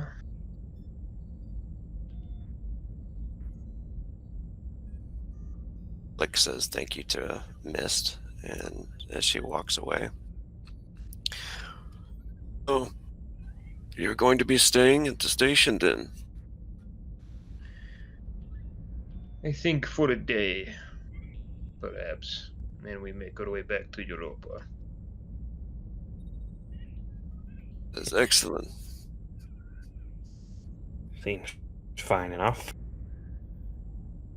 Yeah, I definitely need that drink now. That's fair.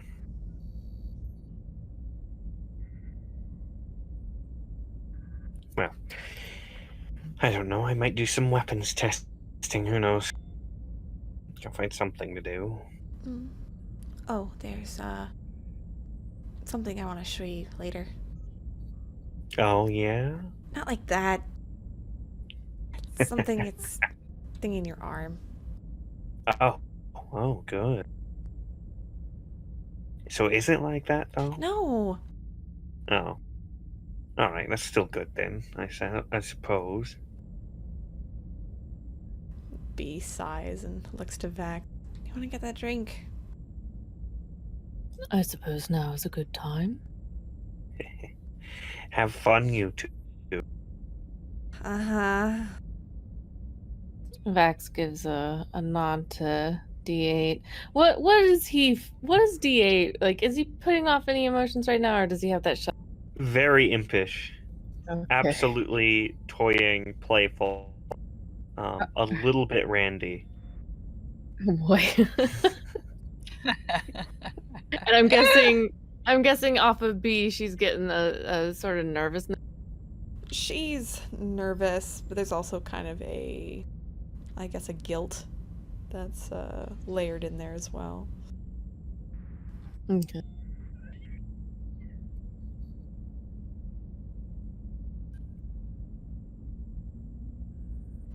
And, as they're heading kind of to the bar, B looks over at Vax. Hey, I just want to say I'm sorry for a couple things. I mean, one, just me snapping at you a few days ago. I don't actually know where that came from. Not really. Anyway, but that wasn't deserved. And the other thing is, I guess I'm sorry about not telling you about, me and D8. I kind of assumed you weren't that interested since, you're confusing though, so I don't know. I can't read you at all. Vax will let B ramble through all of that. Her gaze will have a bit of interest. Every now and then, her brow will raise with consideration to certain points, and then she offers a slight nod. I would not feel any, I suppose, remorse towards your outburst. It's quite understandable, and I would like to clarify, I have no feelings for D8. Okay, but just to clarify, what about me? Vex smiles at that, and then once again her head inclines. I apologize if I have put off any sort of mixed signals. I view you as a comrade and a friend.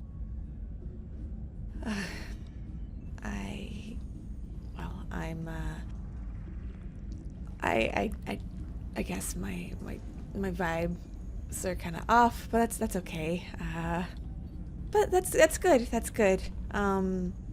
Because I don't want to, ruin anything with you, Vax, because I do value you a lot. Both as a friend and I guess a shipmate would be the proper term. But I know it's hard to probably open up to people. It really is. But I mean, if you ever want to talk about anything, I'm here. That is kind. But you do seem to have quite a lot on your plate. How are you adjusting to your wings?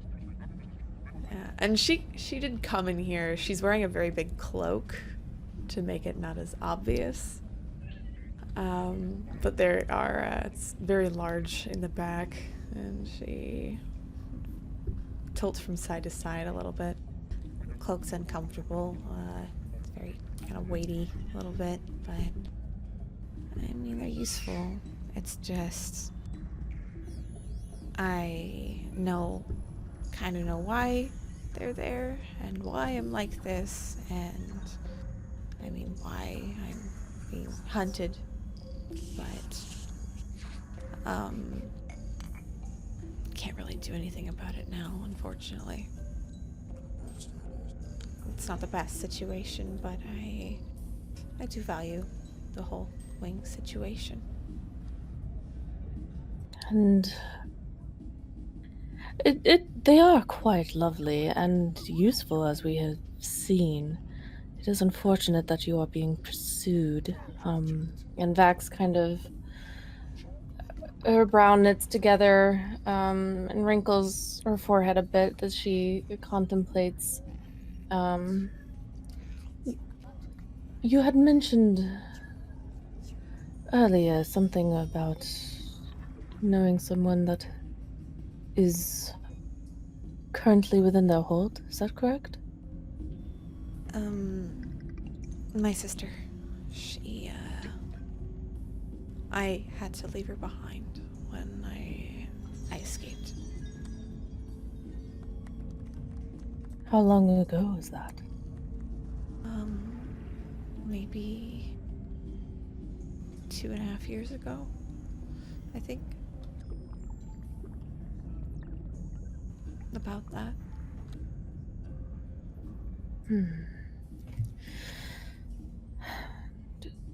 Do you know if she's still alive? B, you can see her eyes widen. She looks away. And so I guess they enter the bar and she finds a seat and sits down. I don't know if she's still alive. I don't even know if my father's still alive. There's I mean, he started a riot so I could get out in the first place. They could both be dead. I have no way of knowing at this point. Vax nods her head and then thinks a moment. Perhaps I can aid in locating your father or your sister. Really? She gives a slight nod. It's not something I have done before, to any great extent. But I can attempt to do it again. Vax will also, at this point, order a drink.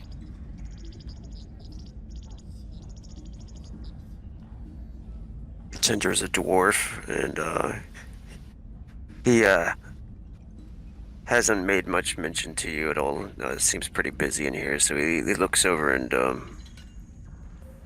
says, "Anything special for you? Some liquor? Something strong?" Yes. I'll have whatever she has. All right, 50 credits. And he snatches some stuff. So Vax will produce the credits and pay for both drinks. B looked like she was about to pay for both, and she kind of waves her hand at Vax. No, I invited you out. Vax is already sliding the credits across the counter and just shakes her head.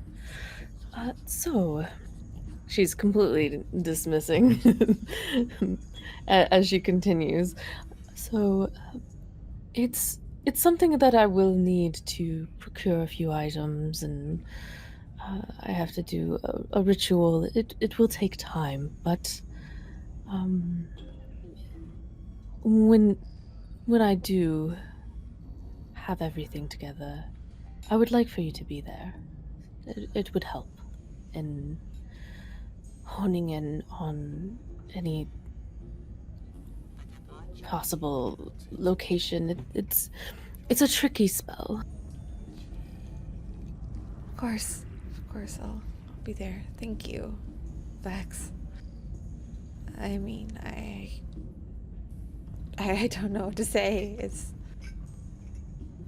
It means a lot. We all deserve to have closure or solace or even hope. It is kind of a light. And what about your, I don't know if this is too personal, but what about your family? Do you have any? Vax nods somewhat. Both of my parents are dead. Oh, my condolences. That's... Oh, it's quite all right. It's been quite a long time. My kind, we live quite longer than humans, for perspective. I'm not entirely sure how old you are, so I don't want to assume. B rubs the back of her head a bit. Old enough?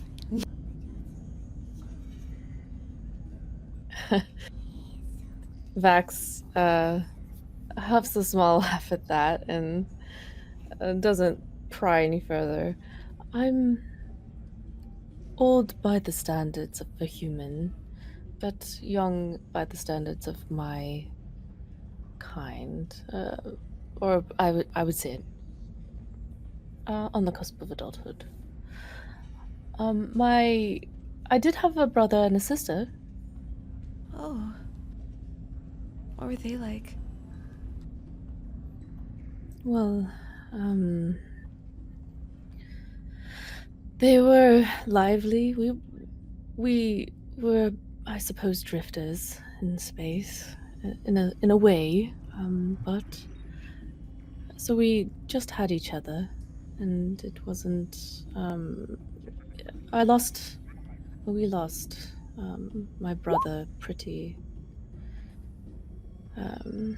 Well, my sister died, and my brother, I lost contact for years. I only just reconnected with him recently after. And her voice trails off. She shakes her head and rolls her hand out as if to allow B to assume the rest. B nods. I understand. She kind of looks around for that dwarf to see if he's bringing the drinks. You know, we're getting pretty. I mean, I don't mind getting, pretty deep here and everything, but I kind of want to de-stress a little bit after that news about Zentec. Maybe we can just have a drink and, I don't know, talk about the captain's funny accent.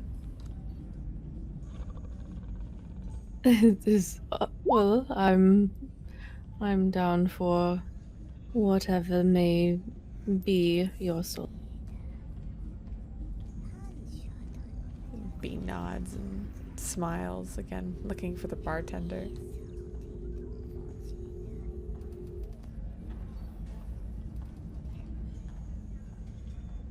Sazesh. What's Sazesh doing?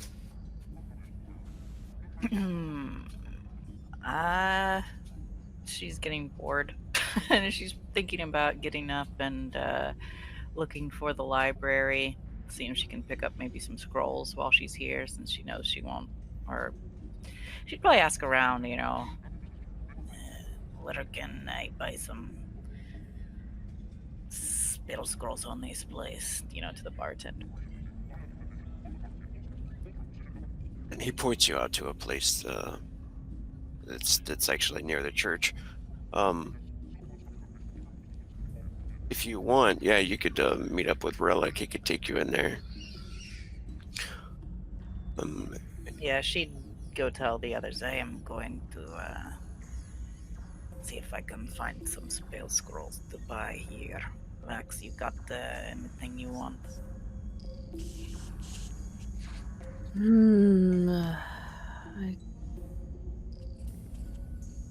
I know, I surprise you. She just claps her on the shoulder. You need something with a little more oomph. Vax nods. Oh, perhaps I should delve into some oomph. Indeed. She smiles widely. Huh? She's just coming around. Okay, you guys have fun. Don't get too drunk. Don't start any fights, D8.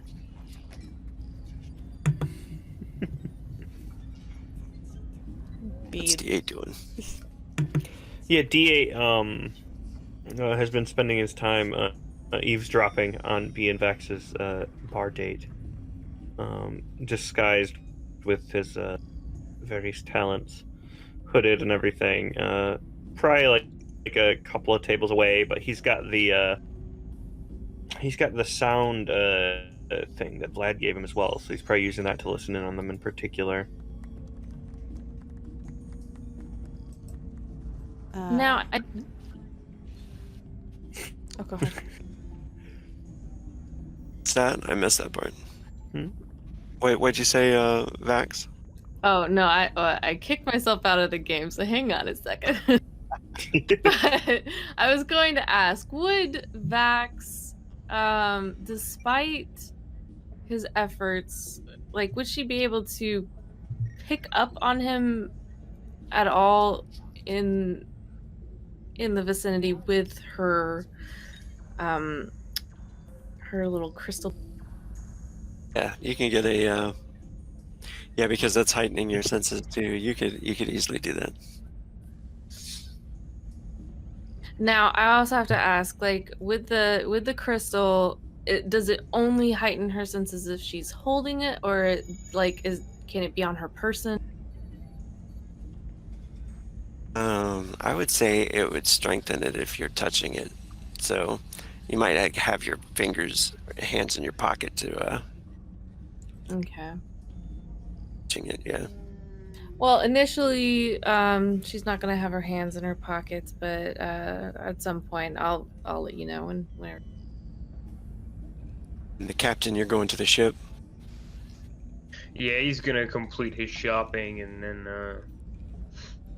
this is basically just a crew day off. So unless he gets called for something, he's probably heading back to the ship. Okay. You do, yeah, like I said, you had a random roll there where you ran into a monk asking if you've seen the path of the light and all that stuff, or if you've joined with the light, and then you got rid of him pretty much. And then you do get a message that pops up on your compad. Let's see here. This one is from an unknown. I don't know if you guys can see that. Yep. Oh, yeah. Transmission from Erica Mills. Hello, is this Captain Vlad? I've heard about you through certain channels. I heard that you were an explorer of sorts. I have a job if you're willing. It's about my husband. He's gone missing past the fringe and the borders. The Border Patrol has already sent a deep salvage team, but no results. Anyway, I have credits. I'm willing to pay whatever I can. Please contact me as soon as possible. Thank you. He looks it over and he'll pocket that away, and then he'll see B's message about flowers and sugar and mark that down, and then head back to the ship to start doing a bit more research on this Erica Mills, see if he can figure anything out about her.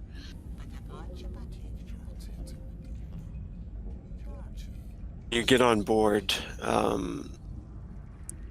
Sergey comes over the comms and says, Captain, a ship has pulled out of warp. It's a corporate vessel. Zentec. A NAR. I thought you should know. Have they made any attempts to hail? No, they haven't. They seem to be docking outside of Herring Station. Motherfuckers. And he pulls out his comm pad and issues an alert to the crew that are away to finish their appointed duties and return to the ship as soon as they can, noting that Zentec has arrived in the quadrant. He'll send that out to them. Kind of a mass alert. B sees this as she's kind of enjoying herself, just joking with Vax and talking about inane things along the ship, probably complaining about sus a few times. She takes a drink before looking down at her comm pad and puts it down. Her face goes a bit white.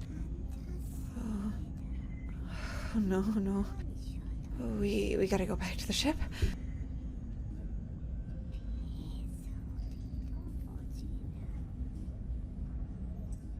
I do agree. And it's actually this would probably be a time when Vax would latch on to that that red crystal incendiate. She's going to send a telepathic message. As soon as she gets a sense of them, she's going to send that telepathic message. Wherever you are, Zentec is here. Get B back to the ship. Is he able to respond in kind, or? I think so.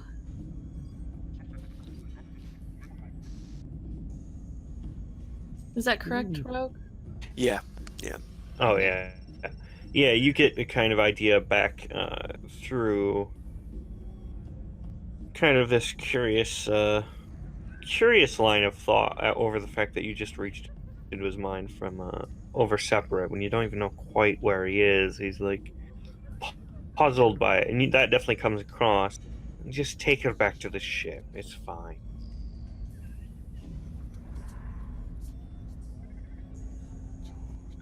Vax will have a bit of her eyes are going to go a little half lidded in disappointment, and she's going to look over at B. Well, let's get you to it. Right, let's go. And she's going to take one last swig of her drink, and then sort of place or move her hand outwards as if to allow B to go forward. She's going to want to keep an eye on B as they walk, so she'll walk next to her but still want her to go before she does. After they head out, D8 gives it a moment and then continues to follow after, keeping a decent enough distance that they wouldn't that no one like watching would assume that he was following them, that he was kind of just ending up in the same area. I imagine if it's fine with you, his disguise, given mask, his assassin ability, is probably built-in tech, kind of similar to hologram, but like directly over the surface, just enough to pass off as a completely different face or different skin, or actual skin in this case, underneath the hood, or just on the little exposed bits here and there. As he follows after, the visage looking almost alarmingly like a version of him that no one else has ever seen. Sazesh gets the message. She's finishing up her purchases. Assuming Raoul went with her, she looks down at the comm. I must cut our visit short. Keep those new ones out of sight until Zentec is out of dock. Of course. You've got trouble now? It is Zentec. I think they are the ones who are after these new ones. And perhaps someone on my ship as well. They are assholes. Zentec, not the crew. But Raoul, thank you once again. You are the one person in this galaxy that I know I can always rely on. Nods and he smiles. He still looks a little bit worried on his face, and he says, I guess Mist was right. He says, I'll see what I can do about a diversion. Maybe get you enough time to get out of here. That would be good. She kind of grabs his arm and kind of grips it firmly. You take care of yourself. I need to know you're out here doing good. The universe would be a much poorer place were you not in it. Smiles. He says, good luck, Sazesh. Him Tat guide you. And may he shelter you all in his shadow. With that, she gives his arm one final squeeze and kind of stuffs her purchases into her pack and scuttles off back to the ship, quickly checking in on everyone. If you are not on your way to the ship, then you will receive the rough side of my tongue when you do get back. Everyone needs to hurry.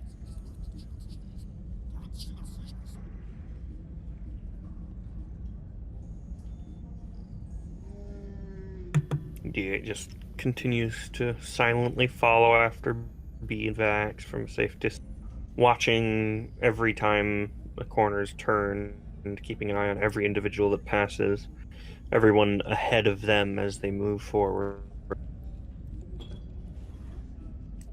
Vax is calmly next to B and links her arm with B as kind of like a little, it seems like, one of those casual little girl things, but then it's also to kind of make sure she's, they stick together. And so Oh, sorry. Did they get drunk before they did. left?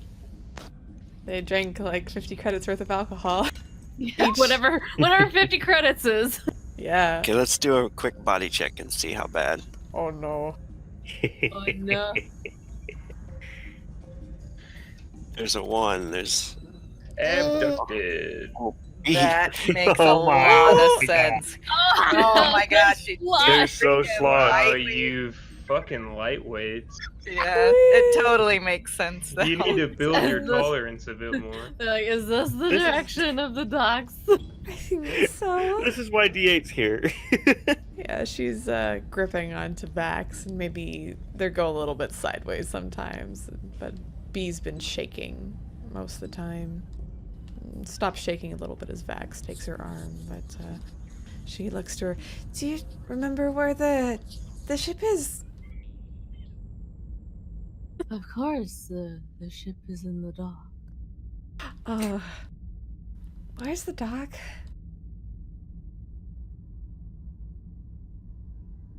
It's this way. Okay.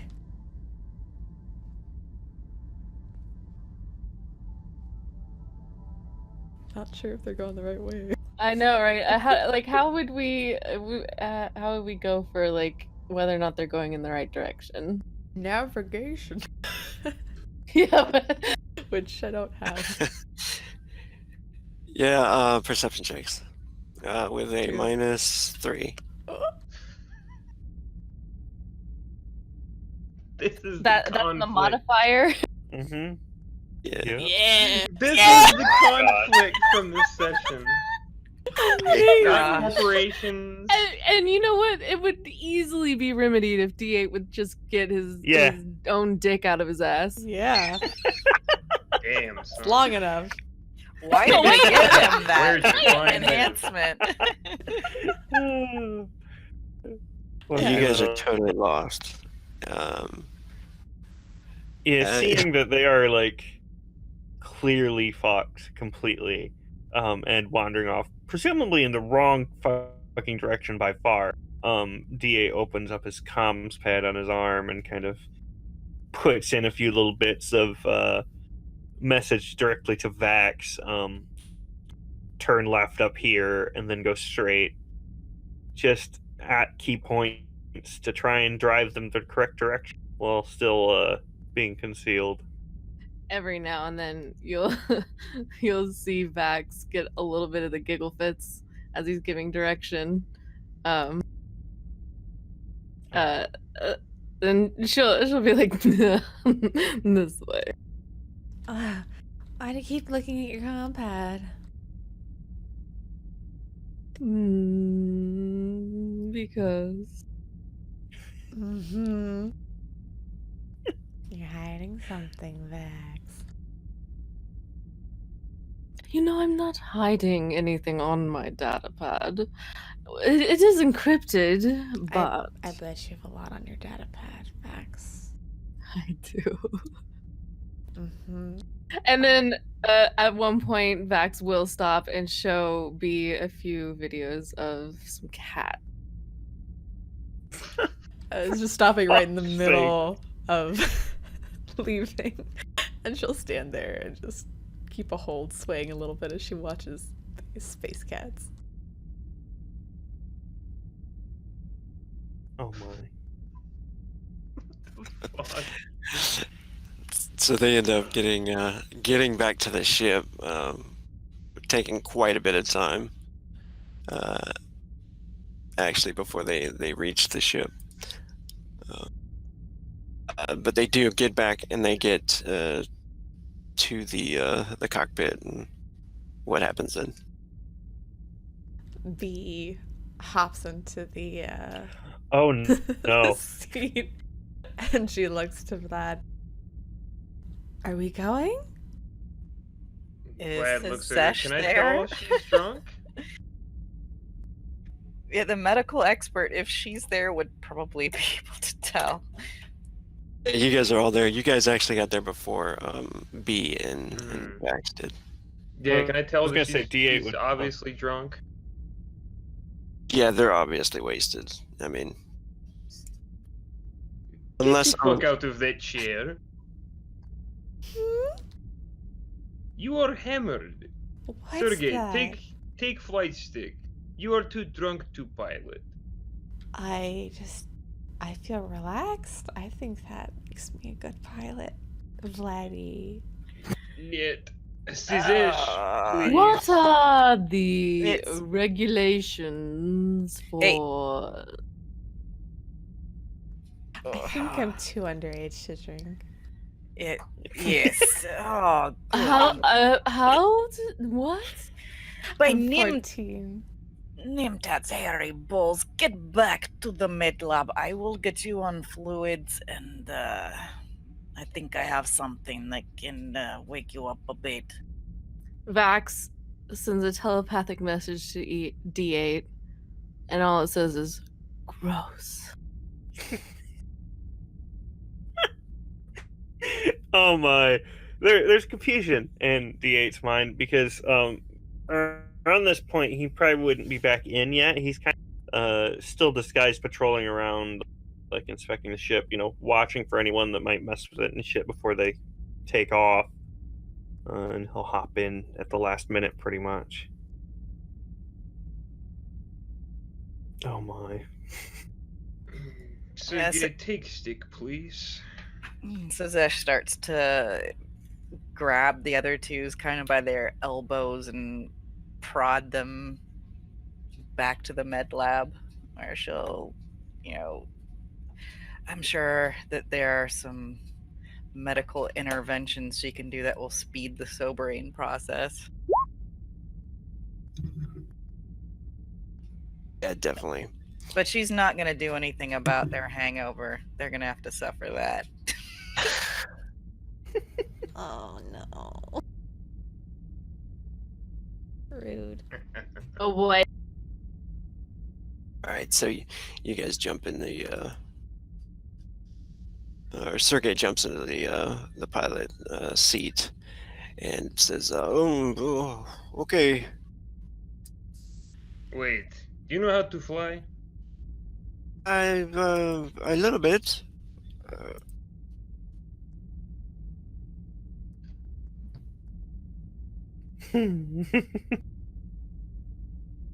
Well, take us out. Start heading towards Europa Station. And do evasive maneuver in case they try to shoot at us. We will be paying attention.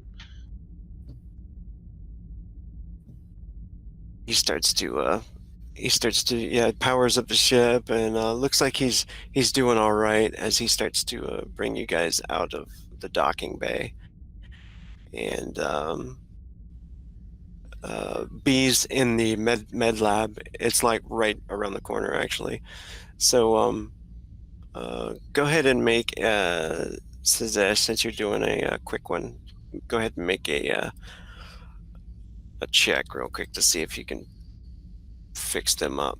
First aid. It'd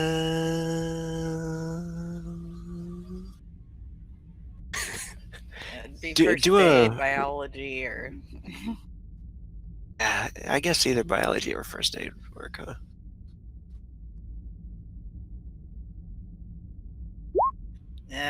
not great. All right. So B is with a shot, an injection, probably able to pilot. B probably doesn't like the fact that somebody else is piloting, huh? Oh no. What is her reaction? Yeah, she's got a bit of a headache As she now. feels the ship starting to think. Yeah, she kind of holds her head and shakes it. Why do people do that? Oh, thanks, Sazesh. She quickly gets up and just runs out of medical and back to the cockpit, quickly opening the door and looking to Vlad and glaring at Sergey. All right, well, Sazesh has patched me up. I see you're doing mediocre.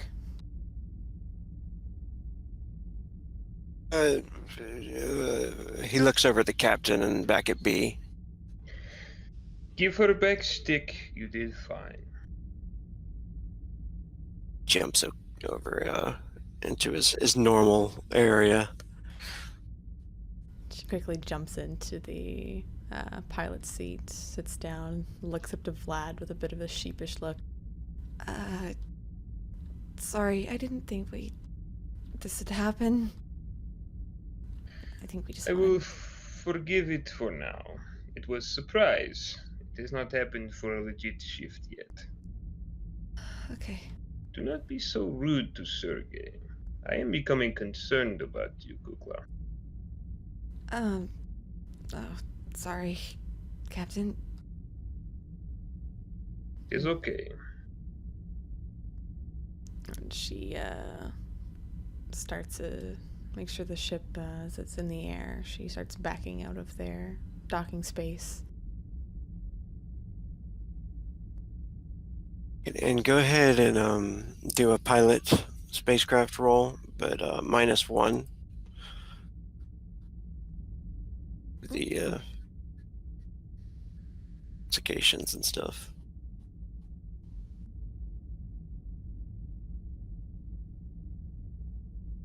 Still good. And you guys notice that the Zentec ship. It's our vessel, which is a little bit larger than your ship.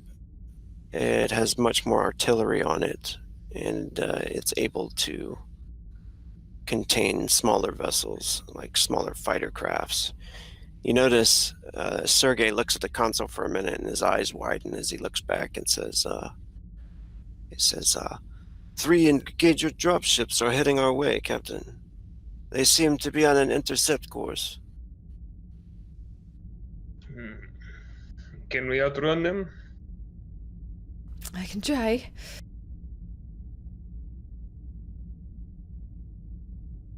Maybe we can put in a destination and go to war before they reach us. Can we do Europa? Do we have anything close? Europa. Yeah, let's go there.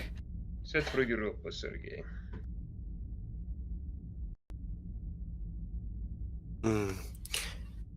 They are going to burn a frenzy to add a d6. Can catch you before you hit warp. You got a 21. I got a 21. I just want to see if there's any. Oh, well, that's lose tail, but we're kind of in space. I don't know if that would be. Yeah, you do have something that will boost your piloting roll, right? Burn 1 point of frenzy, add 1d6. Must be activated before the piloting check is rolled. Now I know. Well, Zazesh is a little worried looking at the other ship, and she puts a hand on Bee's shoulder and says, "I know you can do this, Bee." And she uses faith. So you get an extra 1d6. Awesome. Yeah, D8 or B is gonna try and still try to outrun these guys before they get into warp.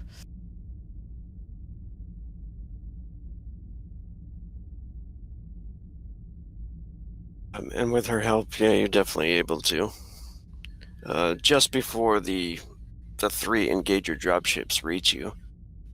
Can I cast augury and get any sense of this situation?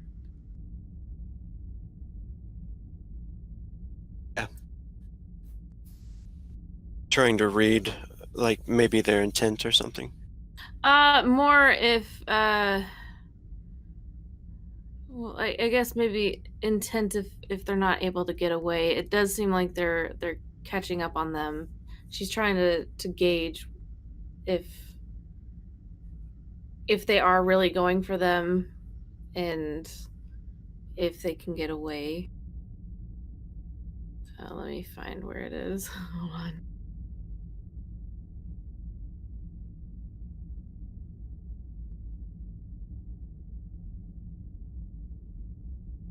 Oh wait, is it under?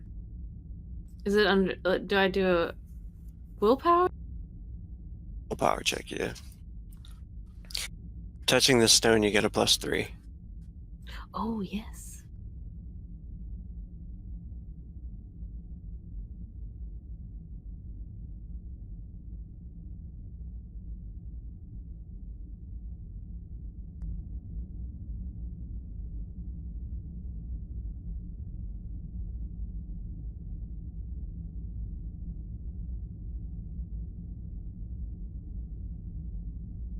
Right. You can sense. Actually, let me whisper you something real quick before we do any of that. Aye.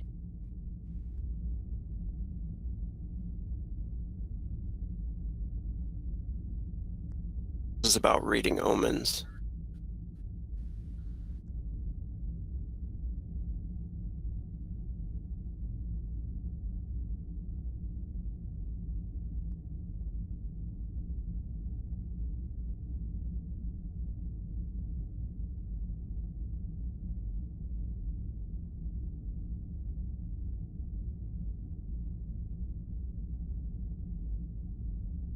Okay.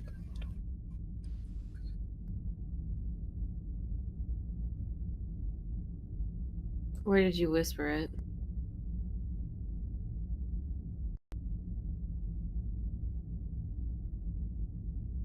Uh,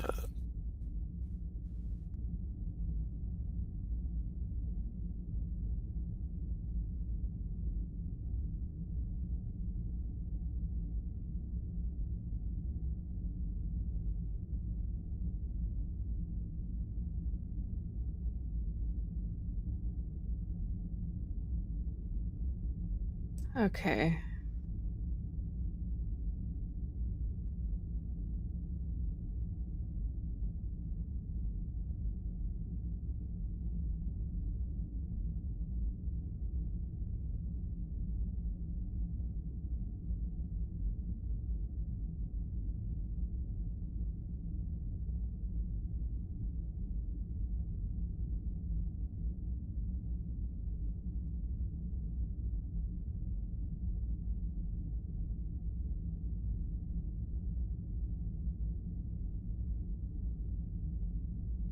Okay, so Vax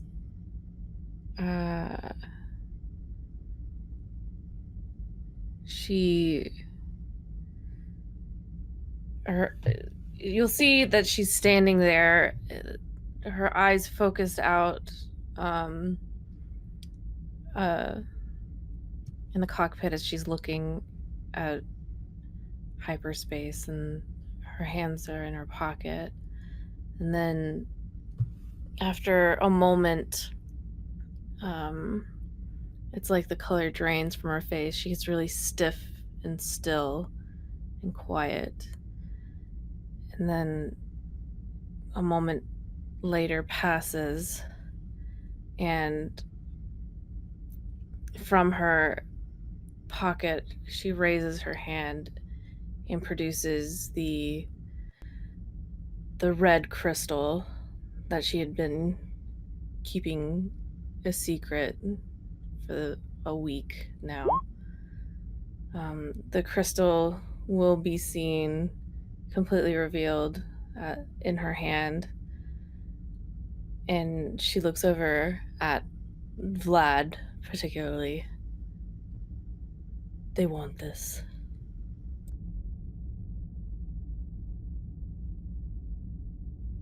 And we're going into warp at this time, right? Because being yeah. So Vlad, seeing that they've gotten into warp and avoided the troll for now, pats B on the shoulder, nods at her again, sees Vax with the crystal.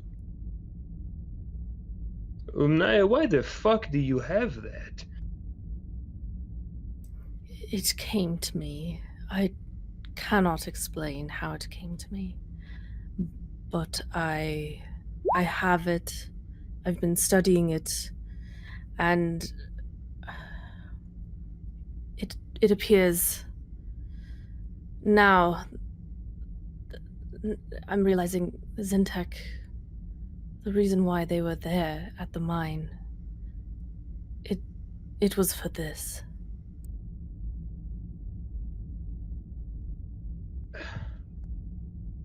You do realize that thing would have killed us, and you are holding it now on the ship. It doesn't understand that what it does kills. It's not intending to do that.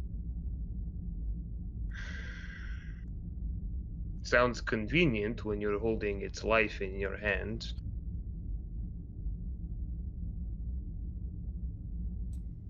Well, I would ask that you trust me in this. I am still myself. I have been studying this for 9 days now.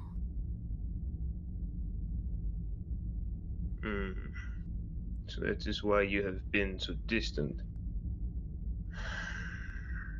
Vlad scratches his chin.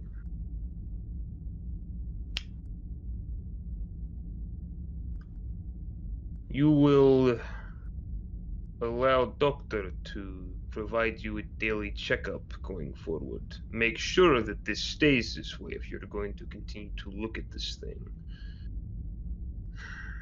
If at any point the doctor tells me it seems like you are being controlled or other people being influenced, I don't care where it wants to go. It's going off my ship. Well, that. I think it needs to go off the ship regardless, but I don't think that we should abandon it to Zentec. We know what Zentec does to sentient people. This is a sentient being. This is essentially a person. It's just not like you and me. This thing is endangering our family here. As did our recent passengers. Max is right. We'll make a point. We can't Maybe just this abandon it. creature is also in the shadows. We will find safe place to drop it off, maybe. Are they still pursuing? Like, are they still hot in our trail? We've, I think, already gone to Oh. Okay. hyperspace. Yeah. Europa, we can't go there. They're already looking for us there. We need to go someplace that they would not think to look. This being, and she's still holding out the crystal and she's, showing it to everybody. This being is trying to get back home. That's all it wants to do. And it was trying to do that in the mines. And we destroyed that possibility. There may be another way for it to get back home. It just needs to find that way. And I might be able to help it find that way. This is all well and good, Vax. And I am always one to do something good for another, but I have to ask, for all this trouble that this crystal is causing us, what is in it for Captain Vlad and his crew to bring it where it wants to go? It will be gone. We would not have to concern ourselves with it. It can be gone right now, if I want it to be. Why should I do what it wants us to do? And put everyone on this ship at risk throughout the duration of it. Fuel is not free, Vax. We do have to make a living. Who knows how much resources we will use to help this thing. There needs to be a way to do both. And it's, I hate to say it, Vax, it's gonna endanger us. Zentec is gonna keep coming after us, and I definitely, for one, can't have Zentec come after us so heavily. How is Zentec tracking this? How do they know we have these? That I do not know. This is what we must figure out. And she kind of slams her fist down on a surface. This is #1 priority. Well, if you want to know what I think, and D8's been kind of watching very quietly from the back for not too long now. He showed up a bit after Vax revealed the crystal. I'm going to be honest. I think we should just destroy the damn thing right off the bat and then throw it away. Because regardless, I mean, you saw what that thing did back there, right? It is dangerous, Vax, regardless of its intentions. It is dangerous, regardless of...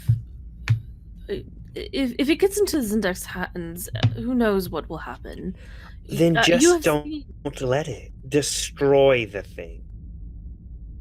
Destroy a person. It's my job, Vax. I'll do it for you. Vax will clasp her hand shut and hold the crystals to her body. I don't see why that's necessary. We can find a place and put it away and not have to kill it. Okay, here is what we will do. I have a contact. Zentec might think twice about following us too. I was going to look into it for our next job anyway. Sergey, I will give you coordinates whenever we get outside of Europa. We jump in and we jump out right away again, okay? In the meantime, Vax, I am not all for killing this thing, if it is real, despite what has happened to us because of it. However, I am not going to continue to keep it on my ship without answers on where to go, or without promise of us receiving something in return for us risking our neck for this crystal. So, I trust you. You are Umnaya. You are my right hand of information. Find out more from this crystal, if you can speak to it. And if you can give me something I can work with, something that everyone on this ship can say, oh, duh, that is good profit, that is good idea, then we will do it. Otherwise, I do not keep junk on my ship, Vax. And junk is something that will get us all killed. Yeah, it certainly does seem like it'll get us killed one way or another. Remember what happened last time we dealt with this shit, lad? I've got a bad feeling about that. How do we even know it's not fucking with our head and telling her what to say? Because this Vax sounds a lot better than the Vax I heard planetside. And, on top of that, we are in control now. Back down planet, it was bigger, had two big crystal fucks helping it. You remember them, I'm sure. Here, it is quite literally having its life in Vax's hands. I think it a bit more agreeable in that sense, if it is as Vax say it is. And we will do tests to make sure, Vax, of course. I But understand. even if everything is as you say, my requests stand. I do not engage in things for the sake of it. I would like to help things, yes, but nothing in this world is free. And if someone says it is, they are trying to sell you something. I will do my research and name the date, name how long I have to do it. And if I'm unable to provide you with the means, then we can address this issue once again with how to rid the ship of this crystal. Duh. And he will look over and he will, giving Sergey the jump coordinates and having B run everything for projections. Rogue, my plan is to go to the drug lord because I don't think Zentec would be as likely to try shit with them. So, what? Call up Baldarin. I'm not gonna call him. I would just see what going to him from jumping to Europa, then going to him. How long would it be? Travel time. You know he has estates on Europa, but you don't know where if he has any other estates elsewhere, though. Okay, so just closest estate, I guess, if that I'm aware of. The only thing you're aware of is his real estates in the Heights sector of Europa, of Europa Station. Okay, and how many days travel are we now from Europa, or hours even? Yeah, a few hours. Not even that. Not even a few hours. Probably 30 minutes. Okay. Yeah, he'll look at Vax and I'm going to make a contact with someone we do work for before. Balder and Ramona. We helped his daughter back on Europa. You have 24 hours. Very well. Then I will retire to do the research. Vax will turn away immediately. She looks concerned but also focused. You see D8 keeps a very close eye on her and the crystal in her hands the whole way out. I mean, hell, you can like dig into his mind and feel his feelings. It is all plotting and scheming and malice and intent to kill. Oh, jeez. All right. Whenever she goes to her chambers, they're gonna be locked.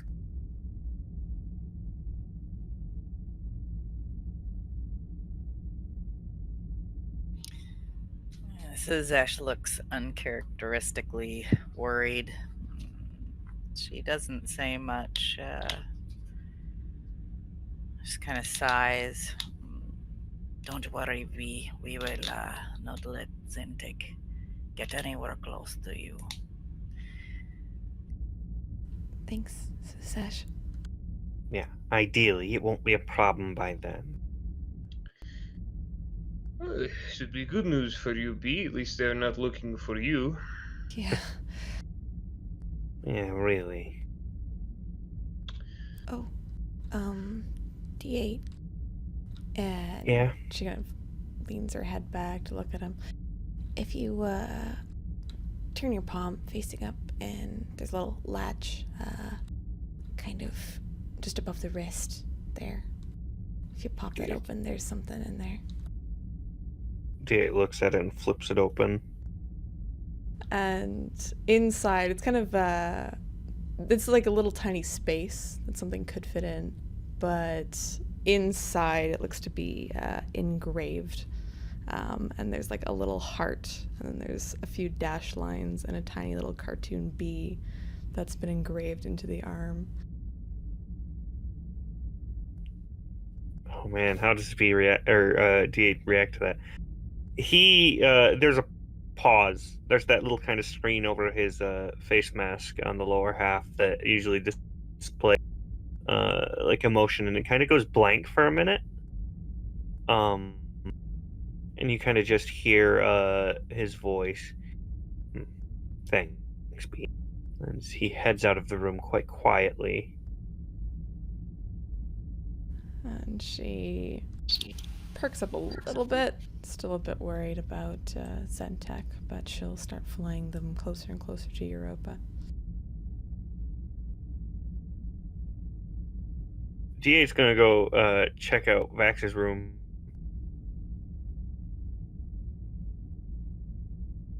He will find her door locked.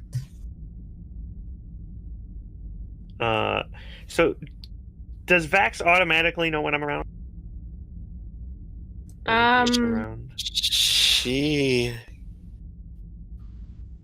can, yeah, she can. Yeah, I don't think you would know that, but she. Hear this. She was reaching into his mind and shit before, so he has some idea that she can like. And For her that's to true. know when he's around, when he's like flawlessly disguised and blending in with the crowd, he must have some idea that she's pulling something. But Yeah, you know, she has some powers that you're not totally sure of how strong those powers are. So that, yeah, the whole telekinesis thing or telepath thing was mind blowing. So I whisper her something though.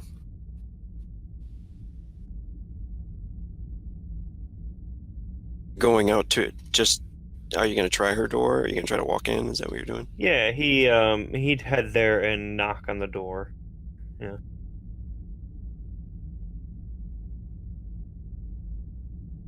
Vax won't respond.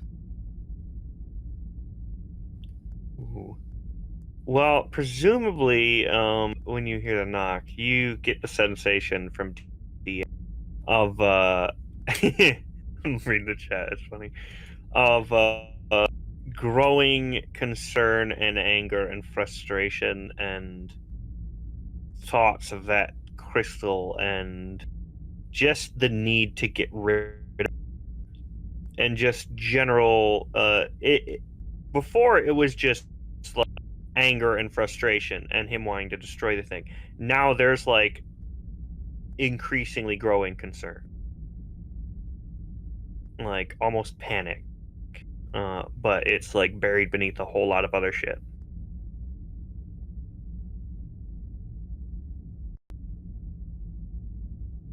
But yeah, as there's no response, he knocks on the door again. I know you're in there, Vax. I'm busy. Well, just keep in mind, Vax, whatever you do with that crystal, if it causes problems for the crew again, the way it did before, if it threatens this, I will remove it, and anyone else who poses that threat. I hope you understand this, Vax. I understand, D8. Good. Don't worry. I'll make it quick when the time comes. Hopefully you find something by then. And you hear the clank of him walking back down the hall.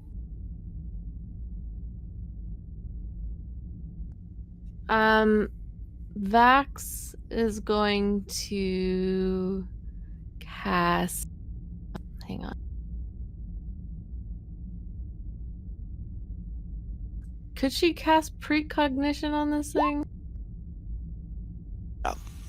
And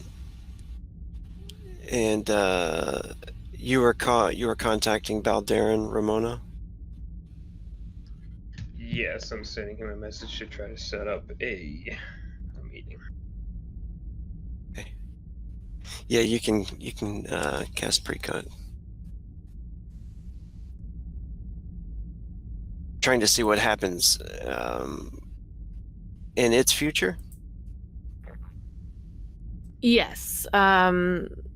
Checking in the next, few days or however far out she can possibly.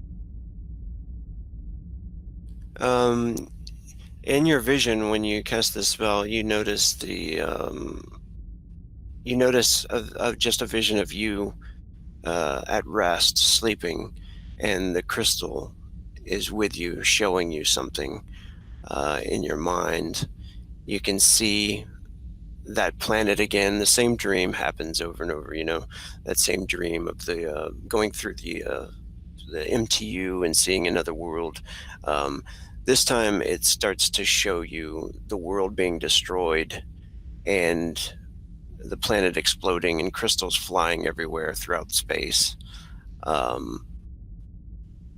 You also start to see these ships coming down and destroying this world. But that's all you get from this vision. It doesn't really show you enough information, but you kind of get the hint that it's trying to communicate to you, perhaps letting you know. Actually, make an intelligence check. All right. And Captain, you're getting a phone call from Baldarin. At Vax, you get a feeling that it's trying to communicate with you about through your sleep, like it'll send you visions or more information in that way. Okay. All right. Do you want to do the phone call here, or you want to resolve it out of game? It's up to you. Yeah, let's go ahead and do it, and that'll be it. Okay. Yeah, so Vlad will excuse himself from the bridge quickly, and answer on his comms. "Da, Captain Vlad." Captain Vlad. I've been meaning to get a hold of you. I wanted to tell you thank you in person. Ah, Mr. Ramona, good, good. Yes, we are actually approaching Europa Station right now. I am happy to work to set up meeting if you have time. It'd be excellent. Please, I can send a vehicle to pick you up from the station there. Da, very good. We're going to pull in. We have a few things we must take care of quickly when we dock, so we'll need roughly a day, but if you would like, do you have time tomorrow? Of course, whenever it is convenient for you. Perfect. Very good. First thing in the morning tomorrow, then. Bring my crew that were involved. Yes, I'd like to meet the whole crew. And, I might have some work for you if you're interested. Always.